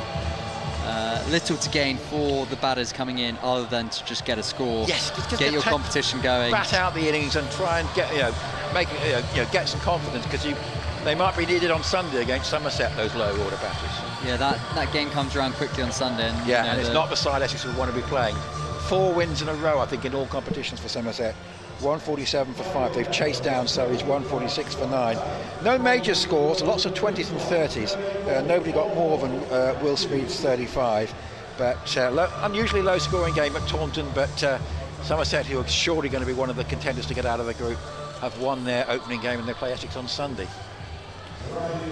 Simon Harmer runs out to bat, helmet off, kind of Andrew Flintoff style from the 05 Ashes. I think he might be, yes, as though he wasn't expecting to be batting so soon, but oh dear, this has gone horribly wrong for Essex. And he's a dangerous player, is Simon Harmer, but is. I think 132 or 42 is probably asking a fraction much, and I'm sure who knows, I'm sure he'll use some of the experience and guide Luke Benkenstein through the rest of this innings. Yes, I mean, Benkenstein's a good chance for him just to make a score, isn't it? 132 required off 7 overs. As Benny Howe continues now from the pavilion end, replacing Scott Curry. And wow, the youthfulness of Luke Benkenstein, what do we know? Lofts him over, extra cover for a 1 bounce 4. Really impressive shot that. In the circumstances, Yeah. I mean, 103 for 6, I think I said 5 a moment ago, losing track of the wickets, but it's very, very hard to see Essex winning from here. But as I say, time at the crease, not giving a wicket away, could be important in the final analysis in the group. As Benny Howe comes in again. No, he's not going to die wondering, is Luke Benkenstein. He hoists it out to deep mid-wicket. It looks like a fantastic catch. Is that Tom Press? Please tell me it's Tom Press. If yes, it is. He dropped one earlier. Fantastic. What a boy, what a man. Puts himself in the hardest positions despite dropping one earlier. And holds on to an absolute stunner there in the deep. That will do him the world of confidence moving forward. Yeah, drop one, perhaps with the lights causing a problem a bit earlier on, which was a lot simpler than that one, which was a really, really good catch, as you say. Yeah, I mean, I think, from an Essex point of view, it'd be nice to have seen Benkenstein just spend some time at the crease. He's not been in the first team this season in the Championship, so. But this is, very, very alarming, particularly with the game coming up at the weekend. And, well, who knows, Essex might win that one with home advantage, but they're going to have some very, very tough opposition on Sunday. And let's say it has rather fallen away dramatically after that, after that third wicket fell, really. I mean, there was some, without looking as though they were necessarily going to chase the target down, Rossington and Pepper were going along reasonably well, but there's just been an absolute clatter of wickets, hasn't there, in recent times. It was 91 for 2 at one point when Walter was out. Generally, there's no rhyme or rhythm this early in the competition, so I don't think tonight will affect Sunday. No. As Benny comes into new player Shane Snater, who knocks it down the ground for a single. I think when it's this early in the competition, generally, you wipe the slate clean and you say, yeah, we were outplayed that night by some pretty imperious batting. It's fair to say. Someone said in form though, so they'll certainly start favourites on Sunday after tonight, but there's no reason why Essex can't win that game, but it's probably not the side they would choose to be playing, given the fact I think they've won 4 in a row in all competitions after having a difficult start to their Championship campaign. Benny Howe comes into the Essex captain. Again, a slowish delivery, played back by Simon Harmer, who, it'll be interesting to see how he plays the rest of this innings. I think he'll try and take it deep. Yeah, I mean, surely they can't win the game now. The asking rate's over 20. It's Benny Howe's into Simon Harmer again, backs away and hits us out to deep cover for a single. Should be just a single, yeah. Brevis does the fielding, and Benny Howe just 6 off the over so far with that wicket. Only gone for 26 runs, coming to the end of his 3rd over. So he's been tidy tonight, as usual. Him and Liam Dawson in the middle overs. As he's in Snater, who whips this way to deep mid wicket. He's hit that well. That's going to be 4. Beats Tom Prest out there, and over the last few years has really improved his batting. He's a really dangerous customer. He's played some dangerous knocks for Essex. Funnily enough, Nick, in the game right at the end of the group stage last year, he didn't come out to bat when he might have done right at the end of the Hampshire innings in a very, very tight game. And Hampshire, right at the end of the Essex innings in a very tight game, and he didn't get a chance to bat, and Essex lost the game. But he is a dangerous customer, but I think even this is going to be beyond him. But as I say, he could still produce an entertaining cameo here. 6 overs to go and 122. That's all that's needed at 20.3 and over. And I think as we see the torches being shone around the ground, it's quite spectacular. We're going to see Dawson, who's played his part this evening. He got useful runs at the end, didn't he? And then 2 for 22 in 3 overs. Typical Dawson spell, keeping it tight. And that's just clipped around the corner by Harmer for a single out towards deep square leg. I think the crowd have seen the result as well. It's just starting to thin out. Yeah, that's been a great. What did you say? 8,000 was it? 8,000 dwindling though. I think wanting to get home. The temperatures dropped definitely. Yes, it's going to be quite a clear night, and not too much humidity at this time of year, so the temperature does tend to drop on clear days. As Dawson bowls, oh, that's a beautiful delivery. Just bowled him. Just played around it. There's a bit there for Dawson. He's bowled really well this evening, and that's 3 wickets for him. And it's 110 for 8, and the end of Snater. And a hugely disappointing evening for Essex. Strangely, we thought we might be the women who were going to get a really bad defeat. They actually, they didn't necessarily challenge Hampshire in the end to win the game, but they were in it until the 19th over. Unfortunately, can't really be said the same has been true here, Nick. It's been very much Hampshire's men has been to the fore from quite early on, really, from Vince and Brevis onwards. Yeah, I mean, that dismissal there is just classic Liam Dawson. No air, no chance of getting to the pitch of it for the batter, just a good hard length, and straight through Snater for another wicket, and 3 for 23 from 3.2. It's been a stellar evening. It has. Sam Cook is going to have strike. and he drives this one along for a single up towards long off. But yeah, alarming collapse for Essex. I suppose it's the pressure, scoreboard pressure. You have to try and press the accelerator at some point, and you're likely to lose wickets in a flurry. But I think they'll be alarmed by a likely margin of victory tonight. It has been a very comprehensive performance by Hampshire, which does bode well for the competition, doesn't it? Because Hampshire didn't qualify from the group last year, and this is an attempt to hit the ball across the line. I think he's bowled as well. Yep, attempt by Harmer to try and hit that one through square leg, and Dawson suddenly has, I think that's his 4th wicket, and he's got 2 in 3. It's actually a very clever bit of bowling that he slowed it up massively, and I think Simon Harmer wasn't going to try and hit it for 6, but I think he saw it looped up slightly short of what he thought it was, and it's just skidded through again, using that dew, the conditions, just to skid it onto the stumps. But that was a clever bit of bowling, and I think you can see exactly why he's been so successful in T20 over the years. Given that Hampshire didn't qualify last year, Nick, I mean, with this sort of start, do you think already that the signs are stronger? Perhaps it's just the fact that Vince is obviously in the purple patch, and Brevis bringing him into the side, obviously with his pedigree and what he showed tonight, it just bodes well for the campaign. Yeah, there was we know the bowling is there for Hampshire. There was a lot of chopping and changing last year. There were a lot of injuries. I think I found myself playing a few games, 3 or 4 games. That shows you the strife. That shows you the strife we were in. But yeah, I mean, obviously when you bring in Brevis, Andre Pretorius. As here comes Amir on strike, facing up to Dawson, he gets a single. But it has been an alarming collapse. This from 91 for 2 to 112 for 9. Pepham 51 from 38 balls. He was 6th man out at 99. 23 for Paul Walter. But since then, a series of very low scores.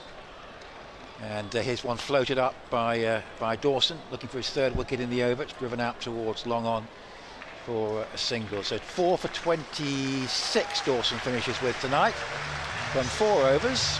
That'll do. The Hampshire faithful that still are here sound their appreciation for a legend of the club. The ones that are still here, it is cold now. The result is all but concluded, but they really do have sounded their appreciation there for Liam Dawson. 4 for 24. It's been a good night from him. Looks like Kent are going to beat Gloucestershire at Bristol. Gloucester 161 for 6, need 48 in 18 balls, so odds against. A couple of results in the North Group. Leicestershire continue their winning form from the Championship. They've beaten Derbyshire by 5 wickets, and Nottinghamshire, who so underachieved in the competition last year, have actually beaten the Bears by 7 wickets, chasing down 227. That's a big win. Sam Cook, who squirts this way to fine leg. I think it will just be a single, and brings Mohammed Amir onto strike. Jack Haynes 89 from 41 balls, who was there at the end, and that's a big win for Nottinghamshire, beating the Bears by 7 wickets in that match at Nottingham. And looks like they're going to be back to their normal selves in the T20 this year, after having a pretty much an off year last time. Yeah, they're a good side. The Championship form will help as well. They've done really well in the Championship. They're a good side. So it looks like they're competing on all fronts. As John Turner is into Mohammed Amir, just comes off his pad into the leg side. It will just be a single at this stage. A rare opportunity for the bowlers to have a long hit in a T20 game. Absolutely. I mean, it's game 1 of 14, isn't it? And it looks like this competition is going to be cut back probably to 12 games, but I'm not sure where you fit in a logical schedule with 12 games if you keep these 2 groups of 9. It could go back to 10 games, which would be the old 3 groups of 6. So it just cuts down with travelling a bit, of course. I don't think much is logical in the schedule at the moment. No. As Turner's into Sam Cook. Bowls. It's a lovely shot for that down the ground from Sam Cook. Giving himself a bit of room and just pumped it straight down the ground. What a lovely shot from the Essex opening bowler. But these 2 sides will doubtless be in the same group again next year, whatever happens. So I can't see that not being the case.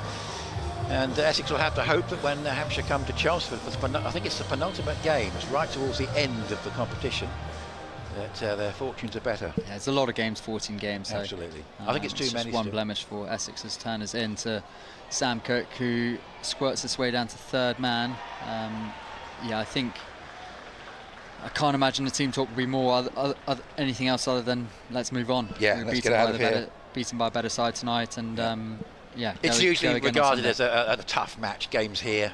Sometimes Essex do well and win, but generally it's not a happy hunting ground for Essex, although some of the games have been very, very tight. Let's turn us into Amir again. Bowls down the leg side, should be a wide, and is. Yeah, I mean, generally, as I said earlier, for sides coming here, the batters do find it tough to find a boundary in the middle overs, just because there isn't that obvious short side. Yeah. So particularly our guys work on hitting pockets, all the ramp shots and the scoops, the reverse sweeps. You've got to have all your box of tricks and bag of clubs ready when you come here as a batter. As Turner's into Amir again, who is it quite a glorious cover drive through the ring for 5. Where's he going to go for 4? I think that's Tom Press comes round, and somehow they've only managed to run 2 there. That was a lovely shot from Mohammed Amir. I don't think Essex particularly want to be relying on his batting too often in the competition, but he's out there today. But no, this is. I mean, this is. Will it be less than 100 runs of defeat? That's the only thing that is basically left to be decided. I mean, just have it bat for 4 overs, yeah. Amir and Cook, if I was you. But what do I know? As Turner is into Amir again. And he tries to whip this into the leg side, and there is the usual attempt at a tail ender's run out. Nothing occurred on this occasion. And the end of the over, Essex limping along 123 for 9 from 16 overs. Yeah, I mean, I go back to something you said earlier about the fact that I think this game has been beyond Essex, you know, for an awful long time. Probably, yeah, for sure since Paul Walter got out, because he's been the man in form and looked quite good while he was there. I don't think they did a whole heap wrong with the ball, if I'm honest. I think sometimes you just got to say James Vince in the power play and Javal Brevis outside the power play. You won't see hitting like that too often, I don't think. Absolutely. So doff your cap sometimes to the opposition on this occasion and move on to Sunday. So it's Curry, isn't it? He's coming back on, and it's hit away in the air and goes on one bounce out towards deep cover. We haven't really mentioned the target because it's fairly irrelevant. As 1 run is added, just to give you the precise information, there's now 107 runs needed from 23 balls with 1 wicket left, 124 for 9. But a chastening day for Essex. But if they, you know, we're saying that Somerset tough side, but if they were to win that game, they put this match behind them pretty quickly, because it's all about getting momentum from a win and then moving on to the next one, isn't it? I think even if I mean, I remember Hampshire a few years ago losing 4 games, their first 4 games since yes, I remember that. Yes. As Curry bowls, and this is hit away in the air. Could be a catch for long on, and it's pretty well taken. And that is a pretty spectacular way to end the game. Fantastic catch at long on. Brings about a huge win for Hampshire. Essex 124 all out. And well, one of the players of the game, Brevis, he batted brilliantly, and he's chipped in with a couple of pretty good catches as well, hasn't he? Amir's gone for 3. Another wicket for Scott Curry, who I think, as we've been alluding to, has bowled particularly well this evening, deserves his figures of 3 for 20 in 2 overs and 2 deliveries. But that is a comprehensive victory for Hampshire. So normally they're tight games here. This wasn't. 106 runs, a great start for Hampshire, and thank you very much to Nick. A great start for Hampshire, and a chastening one for Essex. They've got a bit of thinking to do.